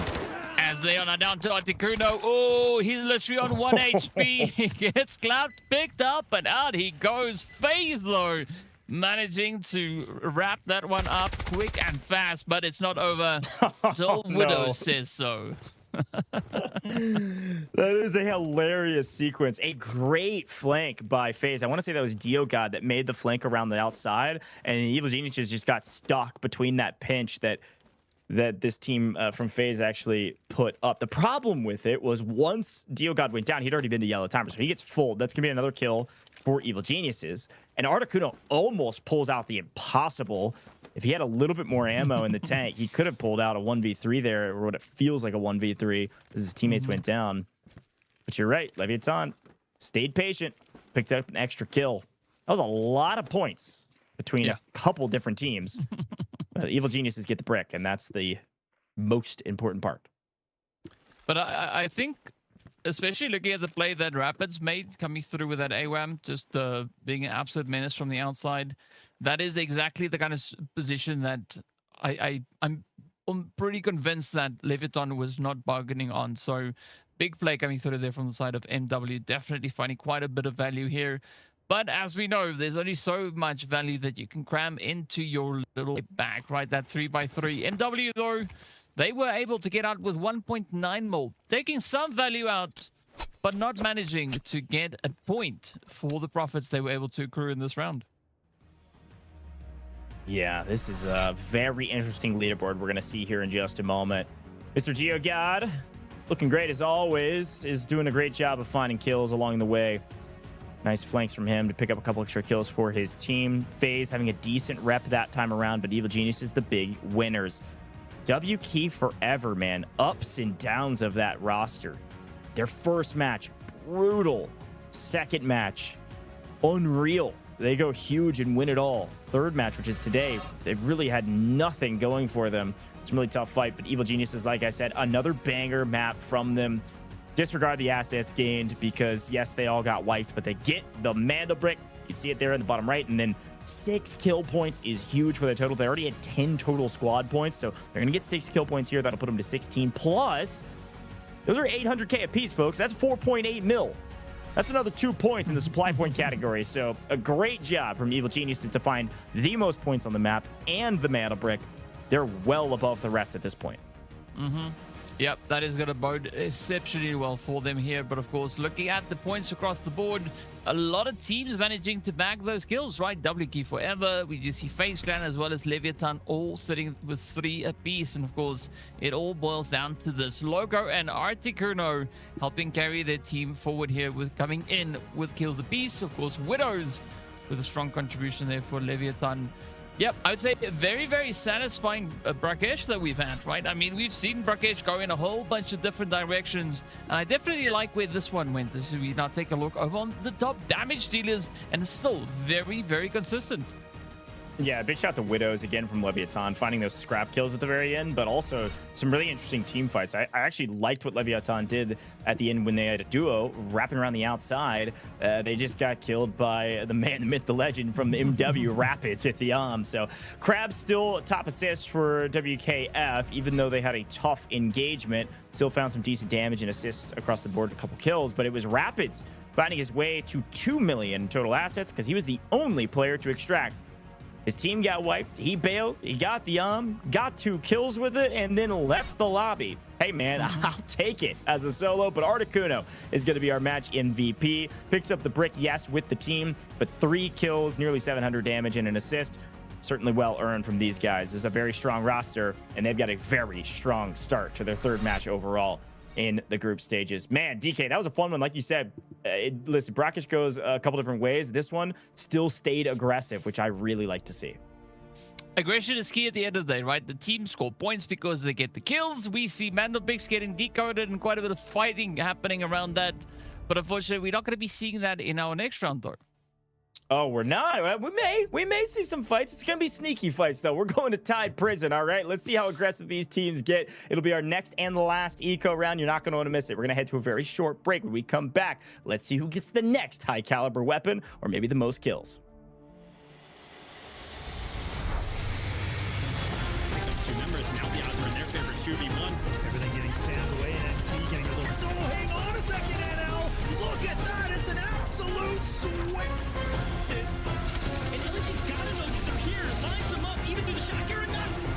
The last remaining 3 BOV, they find 2 instant knocks. The Elm's gonna be hopping off that.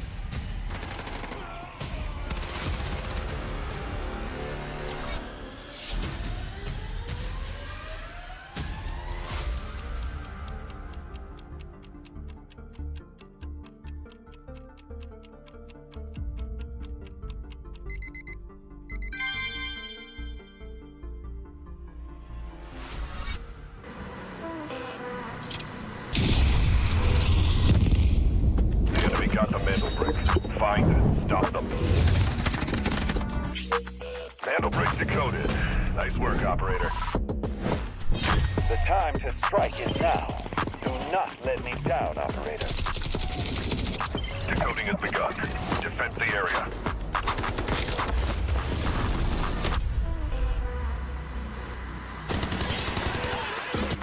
Is about to take the first hit to break up the tournament. They're going to do it. What goes around, comes around.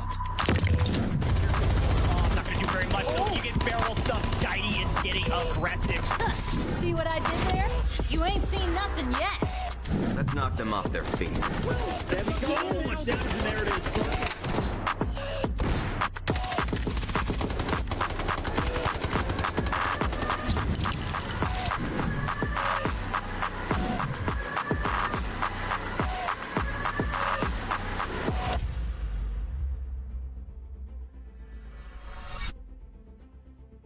Welcome back. Delta Force Rise Series Day 3, Week 2 here in Americas, and Groups B and C have been pretty aggressive to kick things off as we finish up. Brakkesh and Evil Geniuses find their way to the top of the leaderboard yet again with the first Mandel break. W Key Forever do pick up 5 total kill points from some of their engagements with FX off rip and a couple others to boot, but they do get wiped. They still find their way to 9 points, which isn't too bad in total.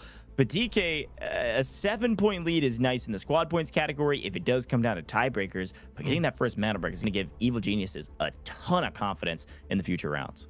Yeah, I mean, confidence is great to have, but of course you got to keep your about you, right? And we've seen different strategies being deployed by teams that get that first Mandel break. So we'll see a little bit later on in the day how that pans out for them. But as we saw there, right, it's going to be first things first. We're heading into prison, and this is where we could see those double Nox loadouts making their way on forward.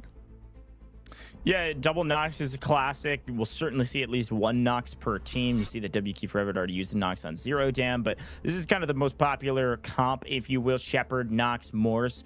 You see all 3 of these operators quite aggressively in Tide Prison for several reasons. One, Morse is just so nice to pick up some intel, especially for teams that are trying to creep around the map. And then Nox, we all know, when his footsteps go silent, crazy things can happen. So that'll happen a ton. And then Shepard has a ton of value just in zoning off positions on the map. Tide Prison is one of those where everything is so small and so chaotic. There's verticality to it, and there's these tight corridors. It's a lot of CQB that when you have engineers like Shepard holding down with Sonic Trap, ult, or whatever you need, it's going to be very difficult to actually take a push into a room with a team that has a Shepard. So keep that in mind as we take a look at our operator choices. There should be some other operators that popped up, but Tide Prison is our second eco round. And DK, what that means for our viewers is, yes, we talk about spawns and T1 spawns being the most valuable, but on Tide Prison, if you get the T1 spawn, it's kind of like a dang it, because that means you will not have the tier 1 spawn going into Space City. It's the only rule with our spawn, so nobody can fully predict who is where. You just can't be T1 back to back. Yeah, so it's going to be unfortunate for 2 potential teams, and we'll find out exactly who they are. But it is go time as we are going to be getting ourselves into the whole situation here. It's going to be a lot of that looting and scooting before we can see a lot of the shooting going through. The teams now have the opportunity, that final opportunity to build up the economy. Once we get into Space City, that is where it all then comes to play. But for now, yeah, it is going to be go, go, go. I want to see one thing though. Evil Geniuses may be staying away from zip lines. Zip lines can be deadly if you're not paying attention. That's definitely the case. Let's get into round 3, folks. Now, a couple things about Tide Prison. Yes, it may play very slow. Yes, the rats will be in. No question about that. There's also a couple different mechanics here with Tide Prison. The first being that the way you get the or the M82, it is random, is by paying attention of that GTI supply mission. Okay, so you see that mission, it's down bottom center of the map near Warden's office. That GTI supply mission will pop and be available here in about 4.5 minutes. If you do that mission, that's how you're granted the high caliber weapons. So watch out for that. There is still a second airdrop that has some decent loot, but in terms of the RNG we're finding in those these days, not worth a crazy amount. What is worth a crazy amount? Marino, 1.5 mil, finding it finally here on Tide Prison. I mean, that is a phenomenal find to see come through already. We've seen now 4 reds being picked up right in the first few moments of this round. So absolutely love where this is going. Let's see whether or not Tamiozo is going to be surprising us with a few additional reds here. Ooh, there we go. I found one of those as well. Yeah, it's a pretty decent play for the side of FX as they are finding a lot of loot all over the place. But now the big question is who's going to be utilizing the most out of their operators here? Because look at LEVIATAN. They're the only team that opted to not go for that knock pick. Yeah, that is surprising. There's hardly been a map as MW also finds 1.3 mil there off screen. This is maybe one of the first times we see a team not run that Nox. I don't know if they have a plan for him or just don't like him or prefer the comp that they're running right now, but it'd be interesting to see how that pays off to be running Gizmo in the mix there with Shepard and Morse. But interesting stuff. Evil Genius is taking the zip line, not heeding DK's words and not getting punished for it yet, which is nice. They're going to rotate all the way around to the other side of the map and come through southeastern side into the main building potentially, or actually maybe go up to the ridge. But more reds being found. Again, this is eco round, economy round. Goal is to get your money up. I will say it again, though. I know these reds are nice and beautiful and pretty, and they certainly do help because supply points are great as Rapids finds some more alligator head off screen. 0.5 mil.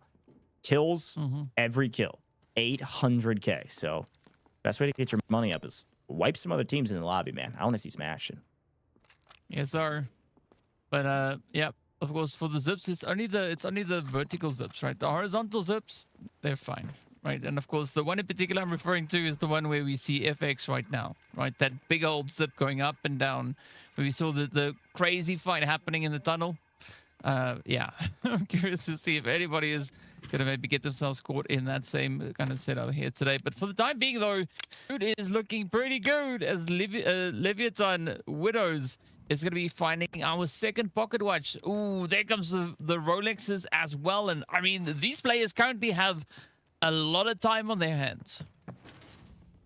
Yeah, there's no reason not to loot. I mean, these extra points, we've seen tiebreakers come down to, yeah, of course, overall squad points, but also even just the difference in supply points. Like teams will have similar kills and it'll come down to supply points. Every 2 million that you get in your total stash is worth a point. That includes the technical alloy you get from kills, yes, but also the loot that you find on the map. So these little moments of finding reds and pushing yourselves up to, 2 million like FX has, that's an extra point, and that goes a long way. I do want to take a moment, too, to shout out Marino, by the way. I know he had a tough luck there breaking his legs not too long ago after getting put to 1 HP on Brakkesh, but Marino is actually technically not a part of the starting roster for this FX team.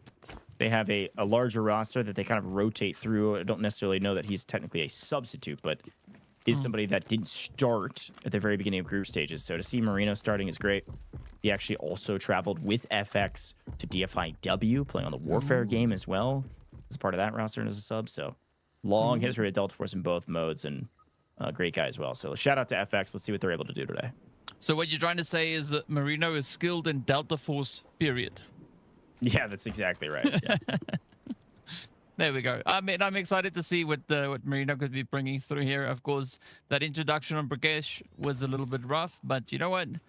It's all about how you get up. Unfortunately, not having your legs broken anymore does make things considerably easier moving through the rest of this round. But now it is still going to be a predominant focus on loot. We can see 2 teams already getting a point on the board, at least with regards to with the loot. If they can actually get it up, right? That is going to be FX and MW sitting on 2 and 3.3 mil respectively. So a pretty decent session that they've been having so far. And this is now just that calm before the storm. As you can see, our first airdrop is going to be getting ready to come down very soon. And of course, that mission is currently underway. Yeah, mission underway. This is going to be Leviathan likely picking that up, as they're the team that is closest to it.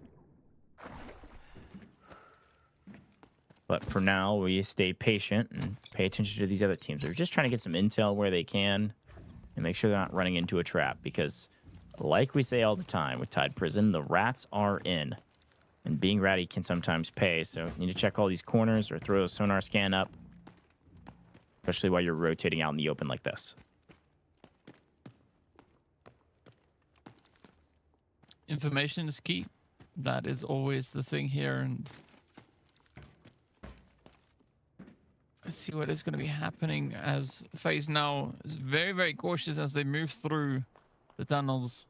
Meanwhile, Articuno is going to be big chilling here. I think they might be hopefully trying to pick somebody up that is going to be trying to go for that extraction, because they've put zero effort into looting, right? They've got 15k to their name right now. So it doesn't seem like they are going to be focusing too heavily on getting their hands on the loot first. They instead wait for the loot to make its way over to them. Patience is a virtue here on Tide Prison. We can respect that. We slow creep around. So it actually looks like WKF. Got some C4 planted. They're doing a little bit of looting of their own. Let's see it. It's going to be Lapua ammo. So I thought it was Leviathan that had grabbed the mission down below, but I think it was WKF that grabbed the mission on the north side. So they actually are the ones that finish up the GTI supply mission, then find the Great pickup there. AWM is going to be extremely valuable in the next round. I mean, you can use it this round if you're trying to just get some points on the board, but usually we would see a team like WKF use it if they have to, and if they don't, maybe take it out of bagless underwater. Yeah, you got to play this very, very calculated. I mean, several points of value that you can find here. There we go, getting the cue that the airdrops have all been deployed, as we do see the big old airdrop is going to be incoming. Where is it going to go? Ooh, this is a position that could maybe put a little bit of heat coming over for the side here of the Evil Geniuses, right? Because the airdrop is going to be landing just to their west, especially now with FX up on the hillside trying to make their way through the water. Considering that water extraction, this could be an interesting one. Let's take a look and listen in on what they're saying. That's in library? That's in library? Oh no, that's loading. That's loading to outside. They might be coming for this airdrop. We might be able to route the shot of this. That's 100% in loading. It's literally right there. Bro, I want to go left, but there's a fucking shark. If you have an SKS, you can just, it doesn't matter. You don't even need to, you just spam these guys in the water. Yeah, but I want to be left so I can, like, actually have a good angle. I guess, then.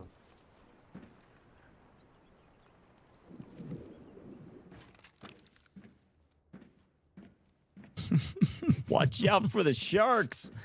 I respect a little listening to the comms, though, as FaZe find quite a bit more reds. Actually, Champagne as well.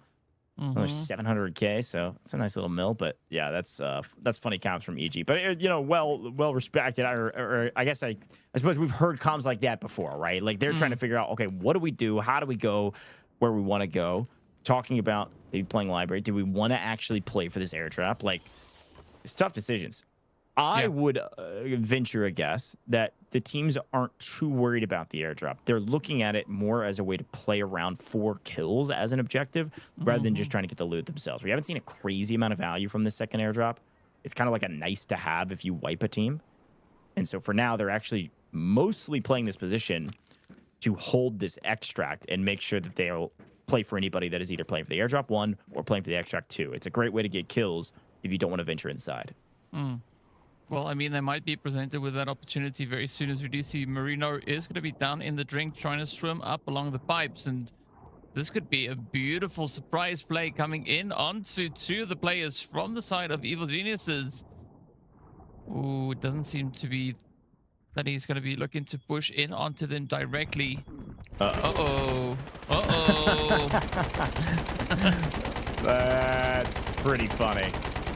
They are, they're like, wait a minute. All right, is this a little BM? I don't know what that is for Muamua, but it's trying to make sure that if anybody peeks the corner, they'll get obliterated, but spotted one out in the water. And I think mostly the firing of the bullets here is to try to draw some aggro. They want this fight. They're in a power position. They want people this direction. And with Marino down, FX now trying to figure out, do we even try to aggress over towards Muo, who's got this gigantic LMG and just bullet hosing downrange? I mean, I think it's fair to say that Momo is just broadcasting to the entire lobby exactly where they are. You know, saying to them, you know what, if you want to fight, this is where we are. Come forward. But in the meantime, it is going to be FX and FaZe that will need to find themselves in a bit of a situation, as FaZe has been able to sneak all the way up behind the side of FX. Good deployment of the utility coming through, but unfortunately not being able to find the exact position. Tabiozo, though. Tamiozo unfortunately goes down. FaZe barrel stuff their opponents and take him out with ease. In the meantime, we did see actually Momo go down from a distance by Socio Legend. Leviathan striking while the iron's hot on the far side, catching them unaware. Look at Socio. He's actually on the rocks here on the beach, just outside of Warden's. And he's seemingly alone. Widows is playing on the far right-hand side on this other, I guess I'll call it the kind of like buoy where you can stand. This pillar in the water. Not the one where you can extract from, but an angle that is putting the pinch on Evil Geniuses. They're getting exactly what they wanted. They're getting some action. Now you got to figure out how to deal with it. And there are sharks in the water, right?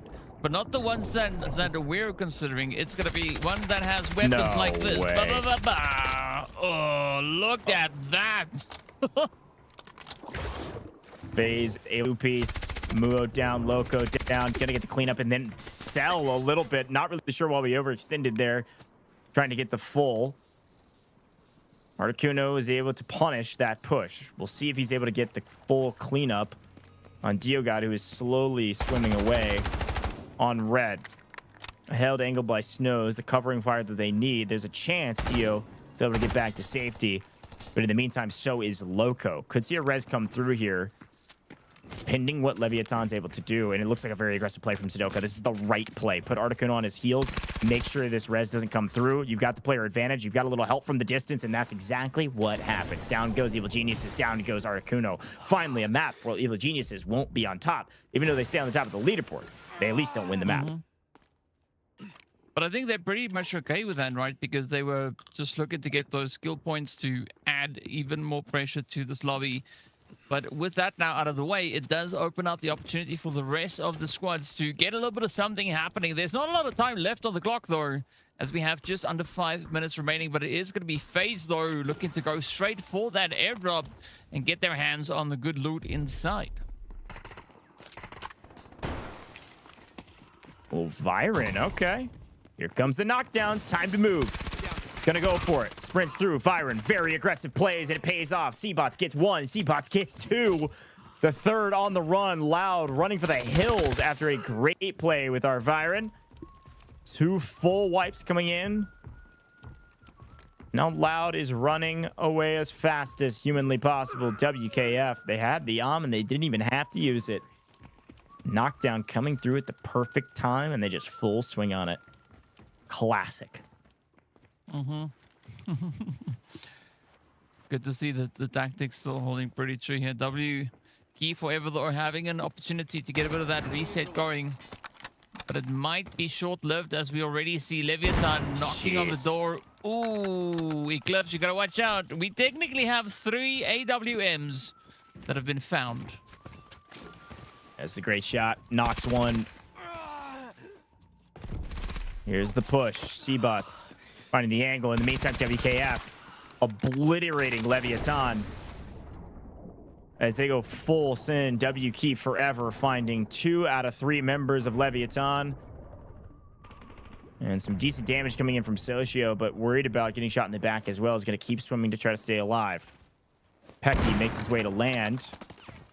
And we are swapping back and forth between a bunch of different perspectives, but Seabot still has 2 more shots in that AWM. Watch out. Don't overpeak. Extraction are going to get there in time. Too late, Socio.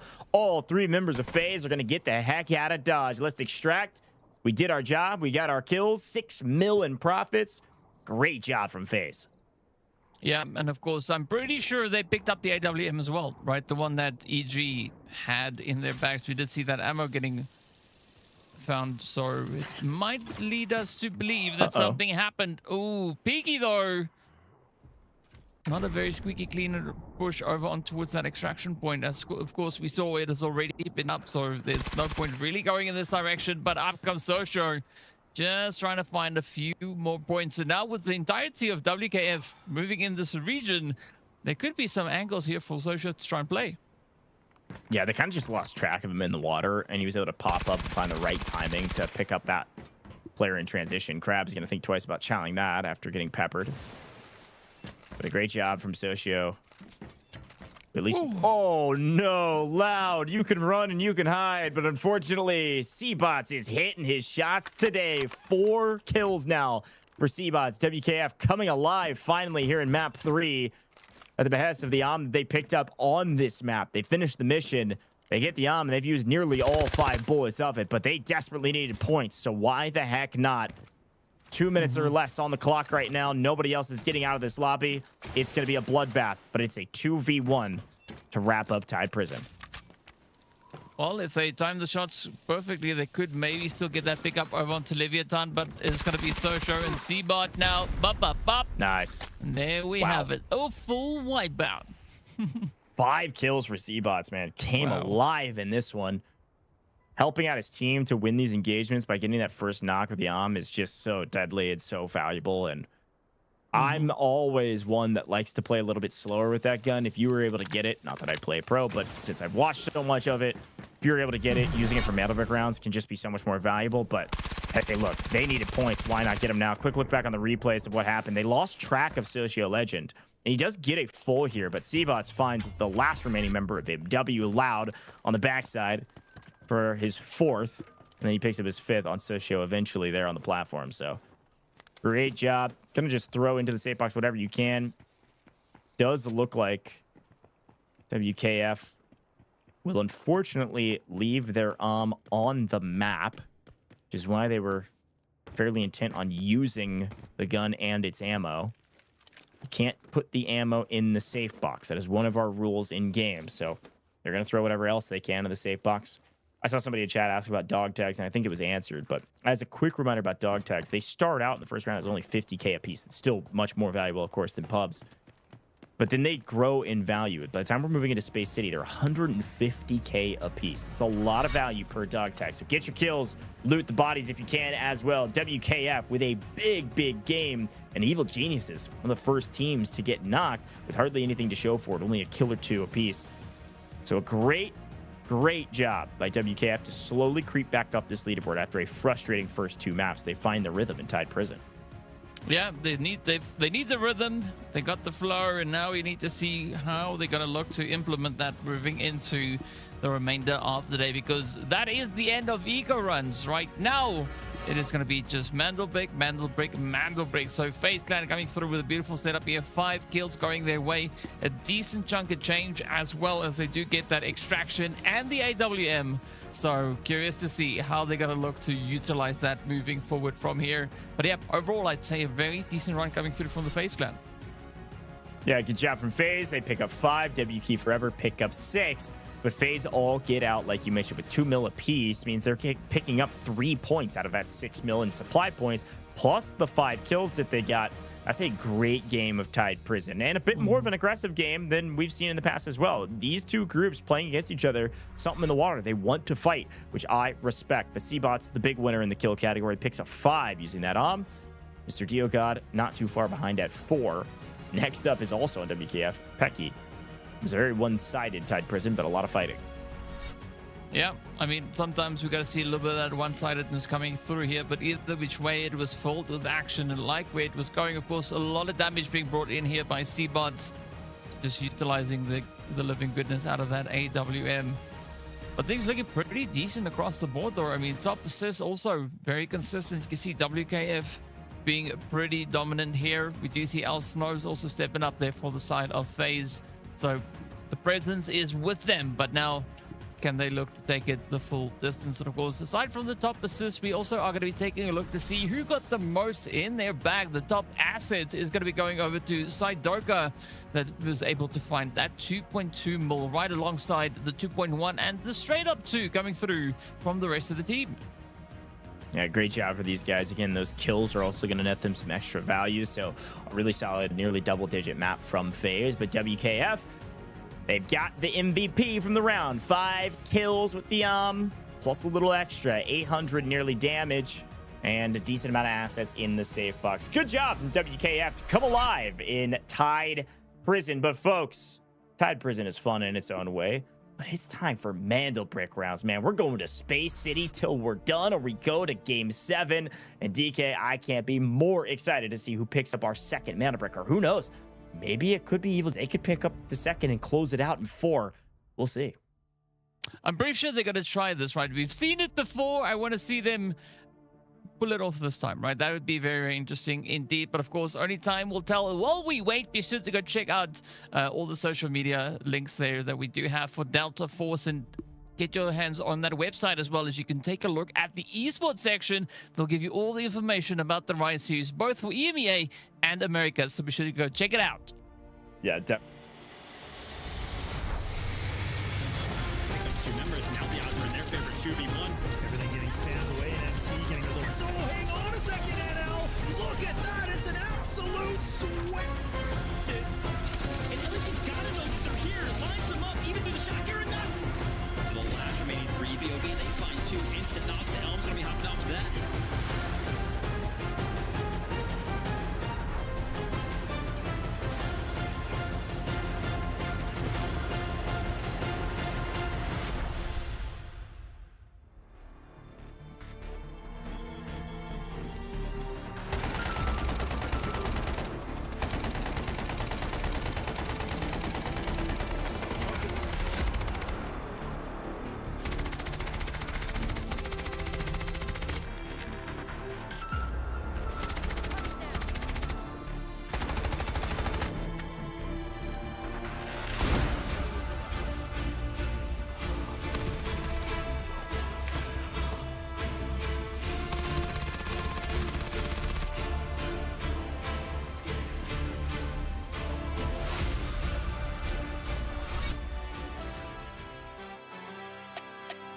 My name is Eclipse, and I play Flex. I play Smokes in the early games and Recon in the late game.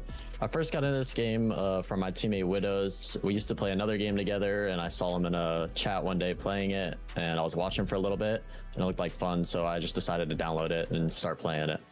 I heard about it a long time ago from like a random YouTube video, and I played a couple games in season 1, and I didn't really have anyone to play the game with, so I didn't really touch it again until I saw Widows playing it in a VC. I found Widows from another game. We've known each other for a long time, and we started playing this game together. We found Socio Legend just through some like friends discords, and we started playing the game with him, and then we got into the scrim cord and just started practicing and ended up staying together as a team. When we all first started playing the game, we were just playing Zero Dam like anyone else, just playing the game consistently. And then we got into the scrim server, started playing scrims. It started off all right, weren't winning too often. We had like a 10% win rate in our first season.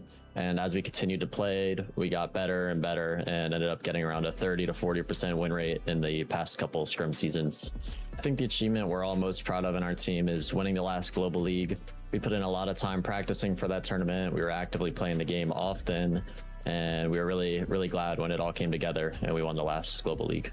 Our biggest chaos moment would be back in the last Global League. It was the last game of the series, and I put myself in a bad spot. Kills all rolled out on me to try and get a free kill, and he whiffed 15 bullets. I fried him. My teammates killed the other 2. We went on to decode the brick and wipe the rest of NL and win the whole tournament. I think an in-game moment that gets everybody in the tournament scene's blood pumping is when you're decoding a brick. You got a lot of teams contesting you on each side. Everyone's trying to go for it, and you're holding it off between 3-4 teams that are trying to push for it. And when you finally like secure that brick and wipe all the other teams, it's a really relieving feeling. My advice for anyone that's new to the game is just play it consistently. Watch scrims because they get casted often, or people playing and then we'll stream them. You just want to play the game consistently, and if you can get your hands on the scrims, you should get in those and start playing those and watch back your plays. It'll really help you improve as a player.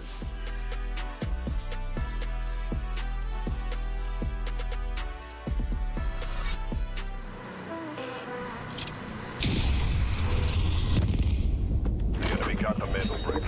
Find and stop them. Mandel bricks decoded. Nice work, operator. The time to strike is now. Do not let me down, operator. Decoding has begun. Defend the area.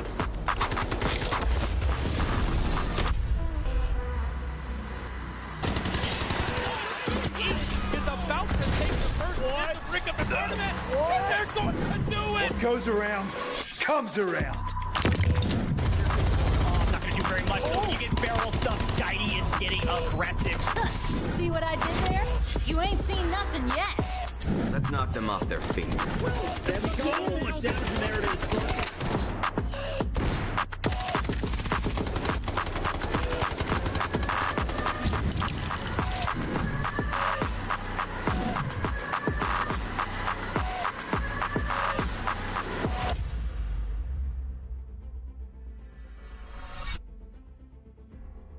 Welcome back, Delta Force Rise Series, Day 3, Week 2 Americas. It's Group B and C, and we just wrapped up Tide Prison. And take a look at W Key Forever. They leapfrog up this leaderboard and find themselves in second place. You might be saying, wait a minute, they've got the most squad points. Why is that? Well, Evil Geniuses, they've got a Mandel Brick. That's our first win condition. They got it in Brakkesh, and then Tide Prison did not go their way. They lose a couple points. They find their way to 17. W Key Forever leading the pack in second with 8. FaZe Clan with a great last map, though, do pick up 17 in total at the end of 3. DK, FaZe looking like they are playing much better than in the past. They needed these points, a big moment to keep up some momentum.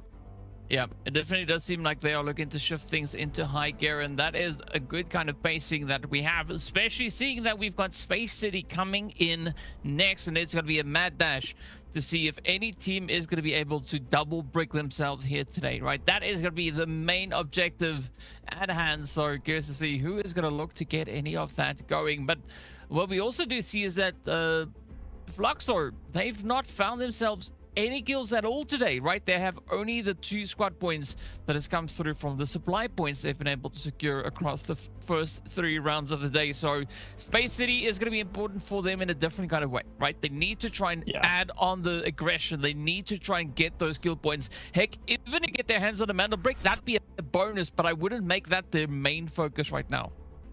Yeah, it's a good shout. I mean, I love these guys. FX is a great team, but they are really struggling today. Something's got to give, and it's got to be right now here on Space City, folks. This is match point only for Evil Geniuses. We could play all the way up to 7 if no team's able to capture 2 bricks, but we've got a Mandel Brick on every map going forward. Of course, if we do get the map 7, could be Brakkesh, could be Space City, pending what the team in last chooses. But for now, it's Space City till we're done. So, round 4, Space City. What do you expect from some of these teams? What do they need to do? Well, they need to pay attention to their operator selections. We talk about meta comps. It's Space City time, which means it's Tempest time. Not every team will run a Tempest necessarily, but you're going to see every team run a Tempest on Space City. It is the most valuable operator in the game. That emergency evasion device is everything for grabbing the brick off spawn or grabbing a steal on the decoding stations. This is the most popular comp by a mile. Tempest, Stinger, Luna. You can occasionally sub in different operators that also have smokes or the abilities, healing abilities. You sometimes will see like a Toxic up here on main stage here on Space City, but in general you need smokes, and then you need a Luna to be able to see through those smokes, and then ideally a Tempest. But DK, a quick glance at those tier 1 spawns and who could get them is important, but it's time for some Space City, man. What's the most important part is who gets this next brick. So before we get into the gameplay, I do have another giveaway, folks. Redeemable code is about to pop up on your screen. There it is, 1,000 Delta tickets right here on your screen. You can redeem them as quickly as possible. You got to type it in perfectly to get it.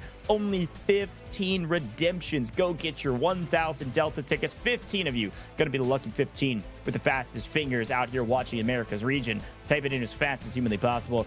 Get your redemption. Only 15. If you miss it, pay attention a little bit later. We got a couple more giveaways coming your way. This will be the final one that looks like a code, though. The others, you have to listen to my call-outs, all right? Here we go. DK, take it away. It's Space City time. Yep, it's going to be go, go, go. And, of course, taking a look at who got our tier 1 spawns. It is going to be the side there of W Key Forever that do find themselves with an early go at that West Bridge, but already the pressure being applied here from MW. I like where their heads at as they look to go straight for the aggressive play. Do find themselves the first pickup. Can they get the wrap up? Not yet, but this opens up the floodgate for the pressure now.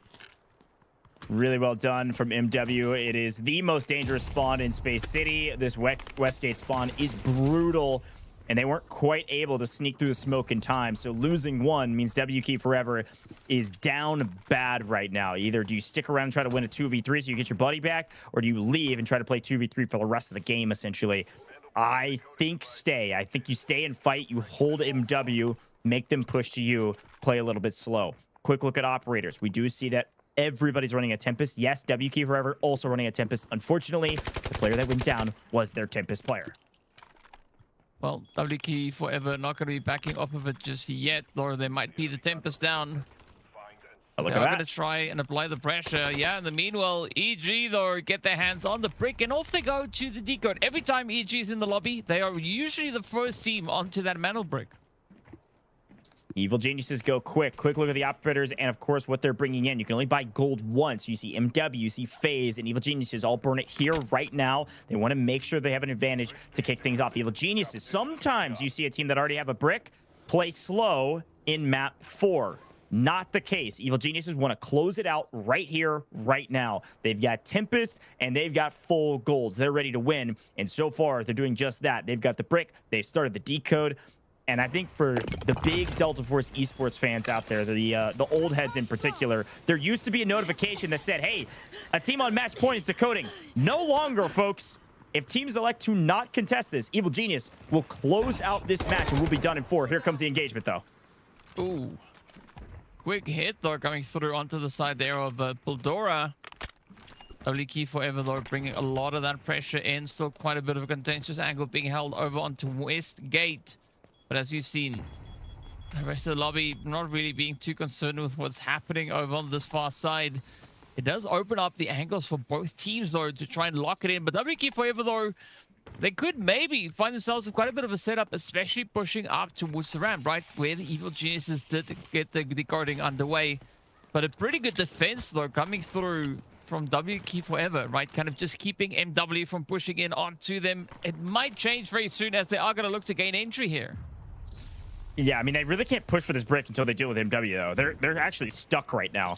And they did a good job of using Tempest to go, or sorry, using these smokes to go get their Tempest. Now up on their feet, maybe they can make a play here. MW pushing forward, and they did get the full res off Yellow Timer. A mistake from MW not to move fast enough to prevent this res. They heard the res going through. Just make the push. Make them play you 3v2. And now look at this. Leviathan is going to come join the fight. You took too long, WKF. Picky goes down. You're down to a duo yet again, and that is your Tempest again going down, which means they're out of this lobby. There's nothing to stay here for. Your teammate's down, and now you're in deep trouble. MW, got to choose who they want to fight. Let Leviathan do the damage, or hopefully strike first. Take down WKF so they can actually fight a fully healthy Leviathan. Here comes Leviathan, though, finding an angle on a... This is bad. This is really bad. Loud goes down. Leviathan is doing whatever they want on the map, and Crab is also making MW being put in a blender, getting traded by Widows. This is Leviathan all day. A big win for them while WKF just fight for scraps. Yeah, some easy pickups coming through there. So, yeah, Leviathan, they are going to be smiling all the way through. We could also maybe see a little bit of something coming through there from Loco, but I don't expect that to happen. As we see Loco on the bridge, keeping a tight angle here. But this is just an open season play now for Leviathan to step up and just kind of have their way with that western side. Rapids, though, again, is going to be the lone survivor as he escapes. Yeah, here's the problem. I know we love fights, and those fights are very fun. Third-party fights outside of the brick is best case scenario for Evil Geniuses. Again, nobody knows that they're the match point team decoding. Everybody just knows that they're decoding. We have 60 seconds left.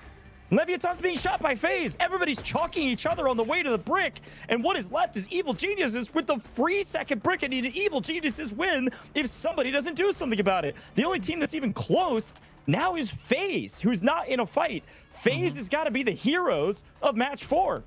But they're running out of daylight. Yeah. And FX is all the way on that far southern side, right? They've been waiting over towards that far edge to see if anybody's going to dare venture up through that, but only now they start to move on forward. FaZe, though, getting closer and closer, but again, not fully committing to pushing and contesting this mantle break. So this could very well be a free pickup coming in. We do see Mr. Diogod getting ready for some business as he is going to start to move up, but Loco going to send it out as well. Yeah, they're not going to make it. This is going to be EG. It's too late. Everybody took too long. They're fighting outside the brick. They didn't know that Evil Genius had just won the match. Ladies and gentlemen, at least here in America, is the first 4-game series in the Delta Force Rise series. 2 bricks, done and dusted. Evil Geniuses feeling confident, full swing on FaZe, who came in too late to the function and are getting obliterated by an Evil Geniuses team who's already won the lobby. They're just getting the kills for the extra cash. My goodness, what a wild turn of events. Nobody can test the brick because they're all fighting each other. And now everybody else is just looking for whatever cash they can find. Placement matters here, DK, for everybody else. Who's going to get second is going to come down to squad points.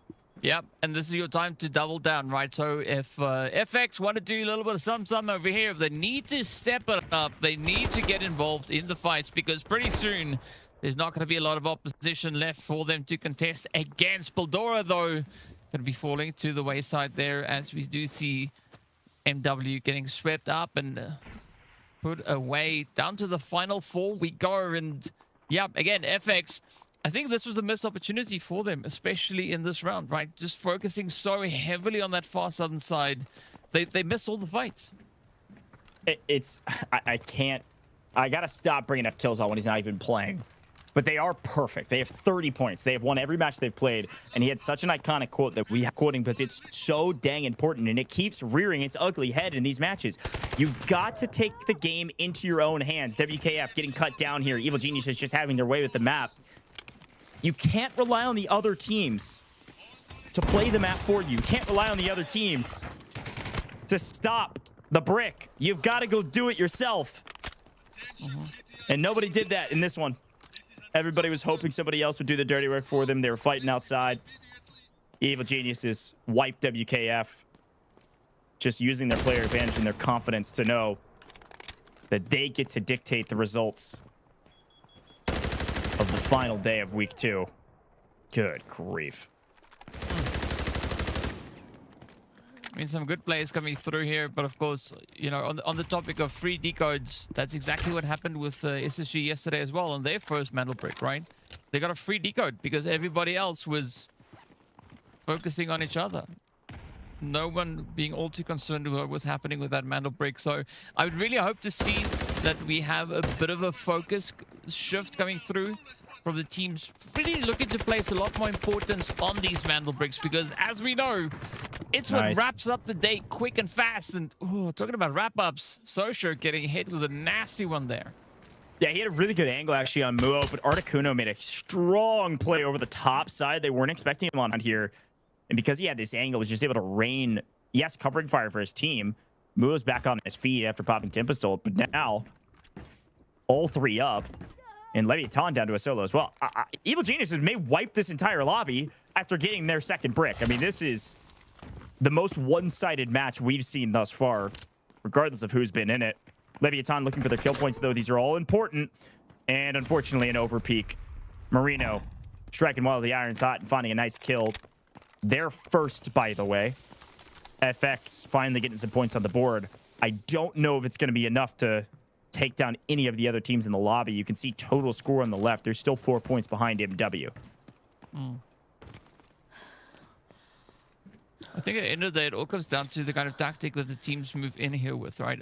Are they coming in with a sole focus on aggression, or are they going to look to try and win the day? It does seem like each approach was to win the day. FX, though, and the rest of the lobby seems like they might have had a little bit of a different approach here to try and score points through predominantly focusing on getting those kills in. I mean, for FX, though, not a bad run. Damiozo was able to get 1 in. We've not seen much come through for Marino just yet, but there could be a few up for grabs here. Loco, though, ooh, on the money with the response, and that is going to be Evil Geniuses walking away currently with 7 kills to their name. We needed this. It's actually shameless though. We get free brick. That is insane. Yeah, it's actually shameless. I mean, that's just what kills all. Look at the lobby. Kills all. Yeah, good shit. Just run extract. We don't have to loot. Money means nothing. Squad points, no? No. Oh yeah, it might come down to that actually. For a second. Yeah, we should. I guess we just milk through the lobby. Just a little bit. Just a little. Yeah, I'll just get the bridge bodies. Good shit. Artie, you're MVP. I think you have most kills. You're about to have to do the interview. Bless up. I did I'm not not doing want that to do shit. that. I lost my voice. No, you have to, bro. You're MVP.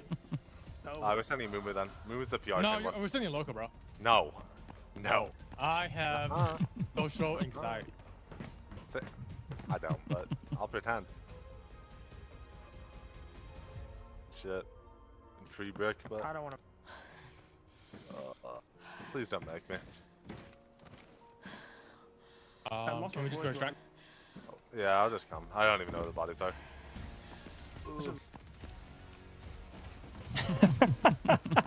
Hilarious. Listen in there right after the end of a game that, as they said so bluntly, a free brick. That's exactly what it was.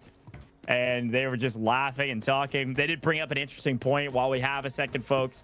Yes, standings do matter. DK highlighted it at the top of the show. We've got group stage standings where you get first place and you get both bricks, which is exactly what Evil Geniuses did today. They pick up 10 points. Can I remind you, Evil Geniuses going into this competition, we're at 4th. They pick up 10. That'll put them to 21 total points from 11 to 21. That'll put them in 2nd place overall in our group stage standings at the end of week 2, halfway through our group stage. This is a big moment for them, and the rest of the teams are scrambling and scraping for any points they can get their hands on, but Evil Geniuses kill them all. It's gonna come down to the mathematicians behind the scenes to figure out who's going to be 2nd, 3rd, 4th, and 5th, and 6th, because the rest of the teams, they're not alive, DK. They've got no say in things. And that just shows the importance of playing a good game all the way across the board, right? I mean, Evil Geniuses, they had a master plan in mind here, and they just stepped up. They fully capitalized on what the lobby was doing, and they walked away. Really wrap up on the day here, and as you said, those points going to just go the distance for them, and it is going to potentially put them all the way up in 2nd, so a lot to look forward to. Yeah, really well done. They had the best team, no question about it. Picked up 7 kills on the map. Got the mantle break extracted as well. How about 6 million in gentlemen, or nearly so.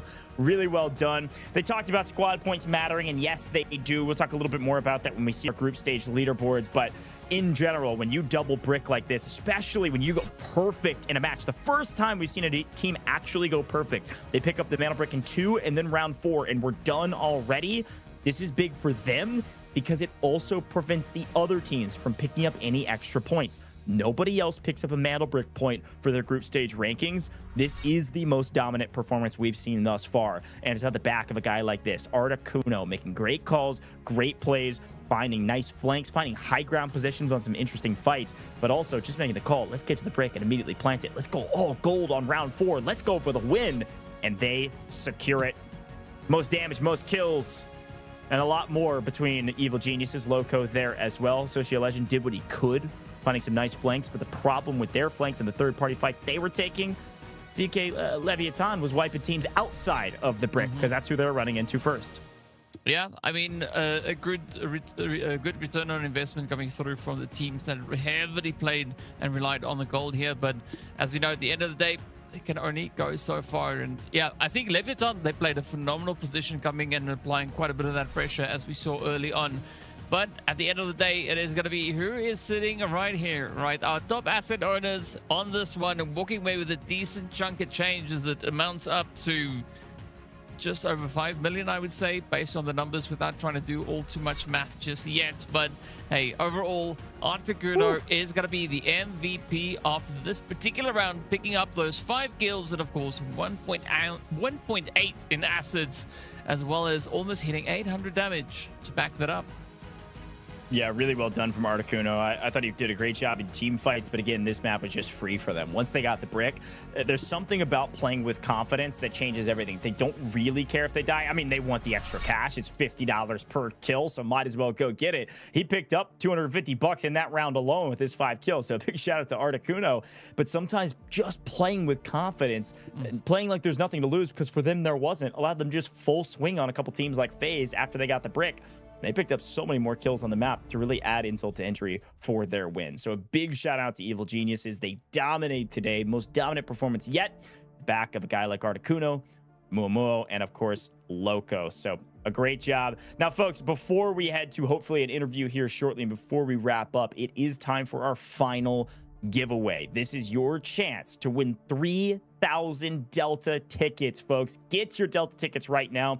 All you have to do if you're watching on Twitch, YouTube, TikTok, or Facebook is enter !giveaway in the chat. If you're watching on X, just repost the live stream. Now, we'll announce the winners in chat on Twitch, YouTube, TikTok, and Facebook. And if you're watching on X, we'll announce the winner in the comments under the live stream. Good luck out there. Type in !giveaway to enter into our giveaway, and you'll see the winners pulled in chat, okay?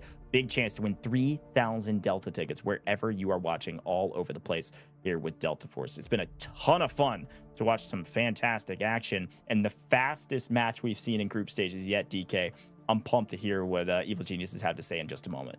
Yeah, I'm just curious to see which one of the Evil Geniuses we are going to be, hearing from soon. I mean, in perfect troll fashion, we'd love to speak to the one that doesn't want to speak to us, right?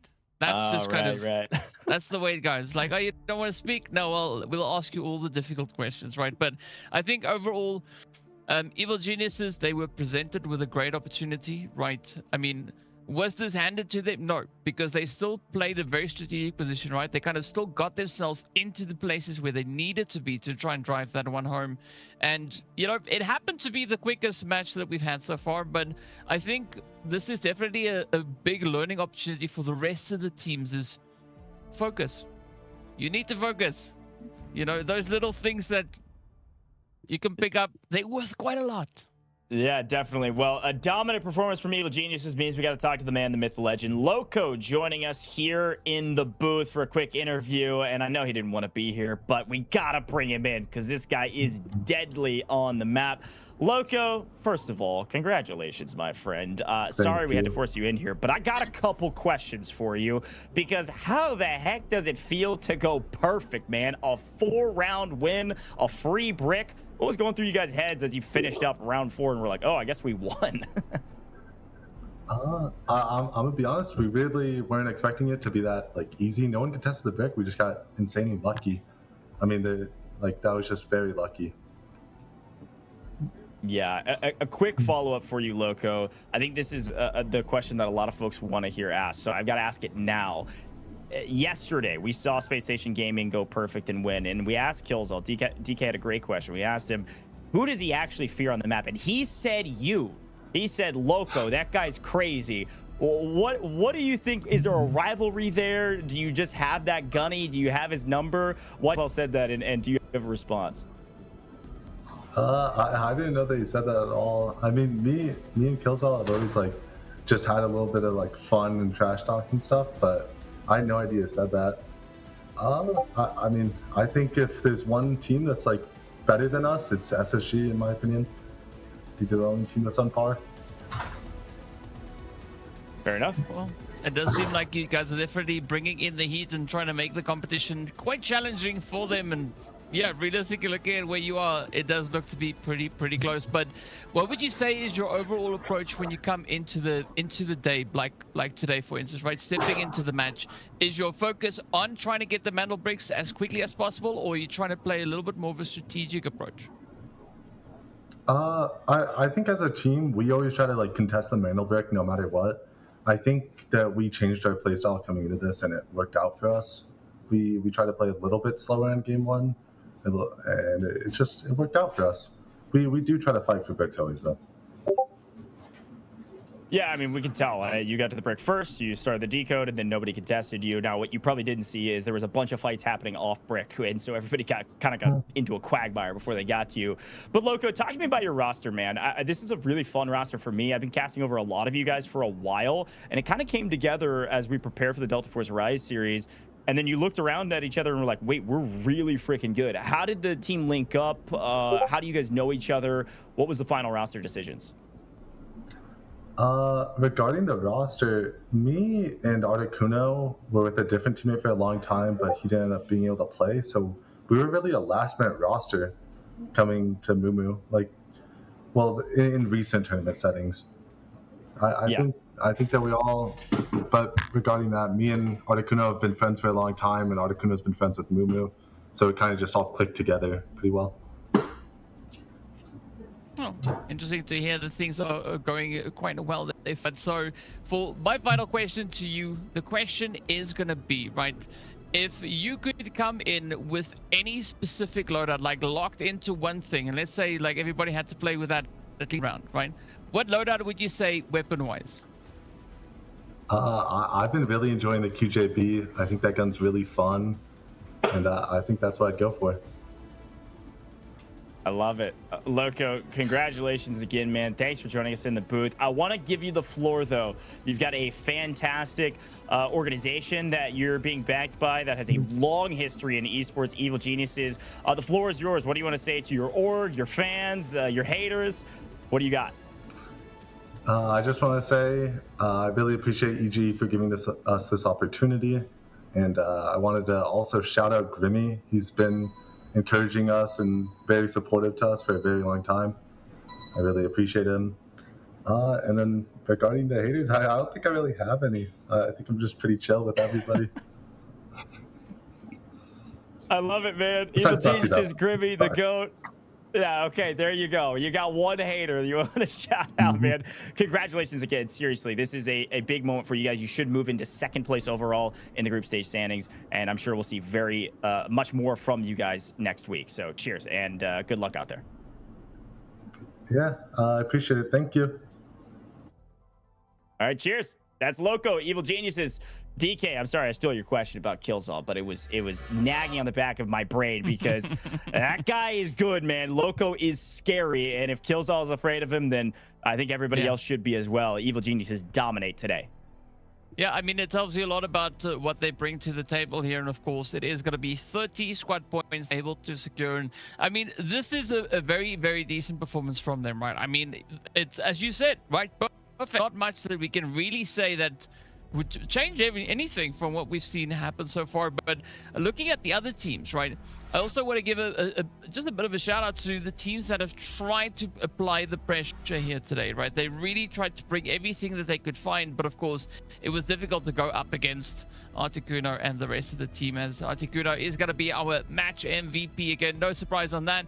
9 overall kills going his way, as well as 11.4 in assets and almost hitting 2,400 damage. So a very big contribution being made by him for the team there. But as we know, at the end of the day, the team is going to be quite happy with where they are currently situated, all the way up in that second place. Hard work has paid off for them. But of course, as I was saying, right, looking at the rest of the teams, they see where they are now, and they know exactly what they need to focus on coming into the next few days of play. Yeah, and it's super interesting to see our new overall leaderboard because it tells the full story of where we're at. Evil Geniuses and Spacestation Gaming have felt like the top two teams, and now they officially can say that they are. Team Liquid have been slaying out like crazy. Look at that total kill points, still technically in first at 62 over Spacestation Gaming 60. Otherwise, WKF after their win still pick up a couple points today, which is nice. Team Nadeshot still well within contention, and LEVIATAN actually fall after what I thought was a pretty good performance today. But when a team goes double brick and everybody else goes to points and you get wiped, it's a little tough to earn some extra points. So they only pick up a couple. They find their way to 13 overall, which puts them in 6th. FX don't move at all, even though they had a brutal day today. They still find themselves in 7th. Everybody else fairly close by. MW is the big story as well, as they are still down there in 3rd, in 10th with 3 points. Not really finding much on the map right now. They really need to turn things around in the second half of our group stages. Yeah, I would realistically say that the best possible position for or approach for teams to take sitting on that right-hand side, especially to the lower side, is play a WKF play like they did in the previous day, right? Bring that in. If you can perform like WKF performed earlier in this weekend, that is exactly the kind of pacing you need to bring through to get yourself out of that danger zone and further up the board, right? Do what these players do over here, right? Killzall, Mendo, both sitting on 30 kills. Still no change on that end, but we do see Loco creeping up right there alongside them, and of course Grab, who we spoke to last week. Yeah, that's exactly right. I mean, these top 3, again, the deeper we get into our group stages, the stats will become more and more what I would call obvious, right? This is matching what we're seeing in game. You're able to see these 3 players pop off in a giant way in comparison to other players with how many kills they're able to find. So to see these 3 players having the top kills and top damage is no surprise to me, and should be no surprise to any of our viewers as well. These are our top individual fraggers, and now they have the top individual damage numbers as well, with Killzall in a pretty significant lead. This is where things get a little crazy. This shows the dominance of Spacestation Gaming and how much loot value Killzone and Spacestation Gaming have been able to find because they extract more often than the other teams, and they also just get more kills than other teams, which yields more assets. But to be almost nearly double what Mindo has in second is unbelievable. So I'll keep singing the praises there, as this leaderboard is still astonishing to look at. But Mindo finds himself in second. Crab moves his way up to third, and we actually don't even see Loco on this leaderboard unless I'm blind. It's actually from that roster, it looked like maybe it was Articuno down there a little bit lower, but still fun stuff there on our individual leaderboards. DK, we got to talk schedule though. Week 3, week 4 are next. We are halfway through our group stages, and we'll be back Friday, Saturday, Sunday next weekend for Group C, D to kick things off on Friday. Yep, it's going to be hot. It's going to be heated. We're going to be having Leviathan, MV, and Fluxo stepping up against BTH, Team Nadeshot, and Team Liquid. So definitely going to be a match to watch. Be sure that you've subscribed and followed everywhere you need to. Be sure that you are on the social medias to stay up to date with everything that's going to be happening and all the insanity these teams are going to be bringing in as we start with the second half of the week of the group stage. Second half of the group stages, folks. If you find yourselves on the right side of the leaderboard, like DK said, it's time to flip the script. Get in the scrims, get in the lab, start practicing, because practice makes perfect, and you got to catch some of the top teams if you want a chance to even play in week 5. The bottom 2 teams don't even make it to that 5th week. DK already shouted it out. Make sure you're dropping a follow on all major socials to stay up to date on all things Delta Force Rise series. And of course, go get your hands on the game. It's free to play. Download it now. Play Season Meltdown. It's a ton of fun. There's a ton going on. But DK, any final thoughts for the broadcast before we close this thing out nice and early? I want to be able to sit here with marshmallows, right? Because of all the heat that we have coming off of these plays, right? That's what I want to do. I want the teams to bring it. I'll be bringing the marshmallows, no doubt about that. So, yeah, I hope I don't have to sit here and eat cold marshmallows next week. Fair enough. We need some heat, says DK. And folks, same time, same place next week. America's in the evening if you're over here in the Central Time Zone, and EMEA in the morning. Friday, Saturday, Sunday for the next 2 weeks is group stages. That final 5th week, 3 weeks from now, is going to be the finals of the Delta Force Rise series. You're not going to want to miss it. But for now, one more quick reminder is that we couldn't do it without you, the viewer. So thanks for tuning in, and I'll see you next week.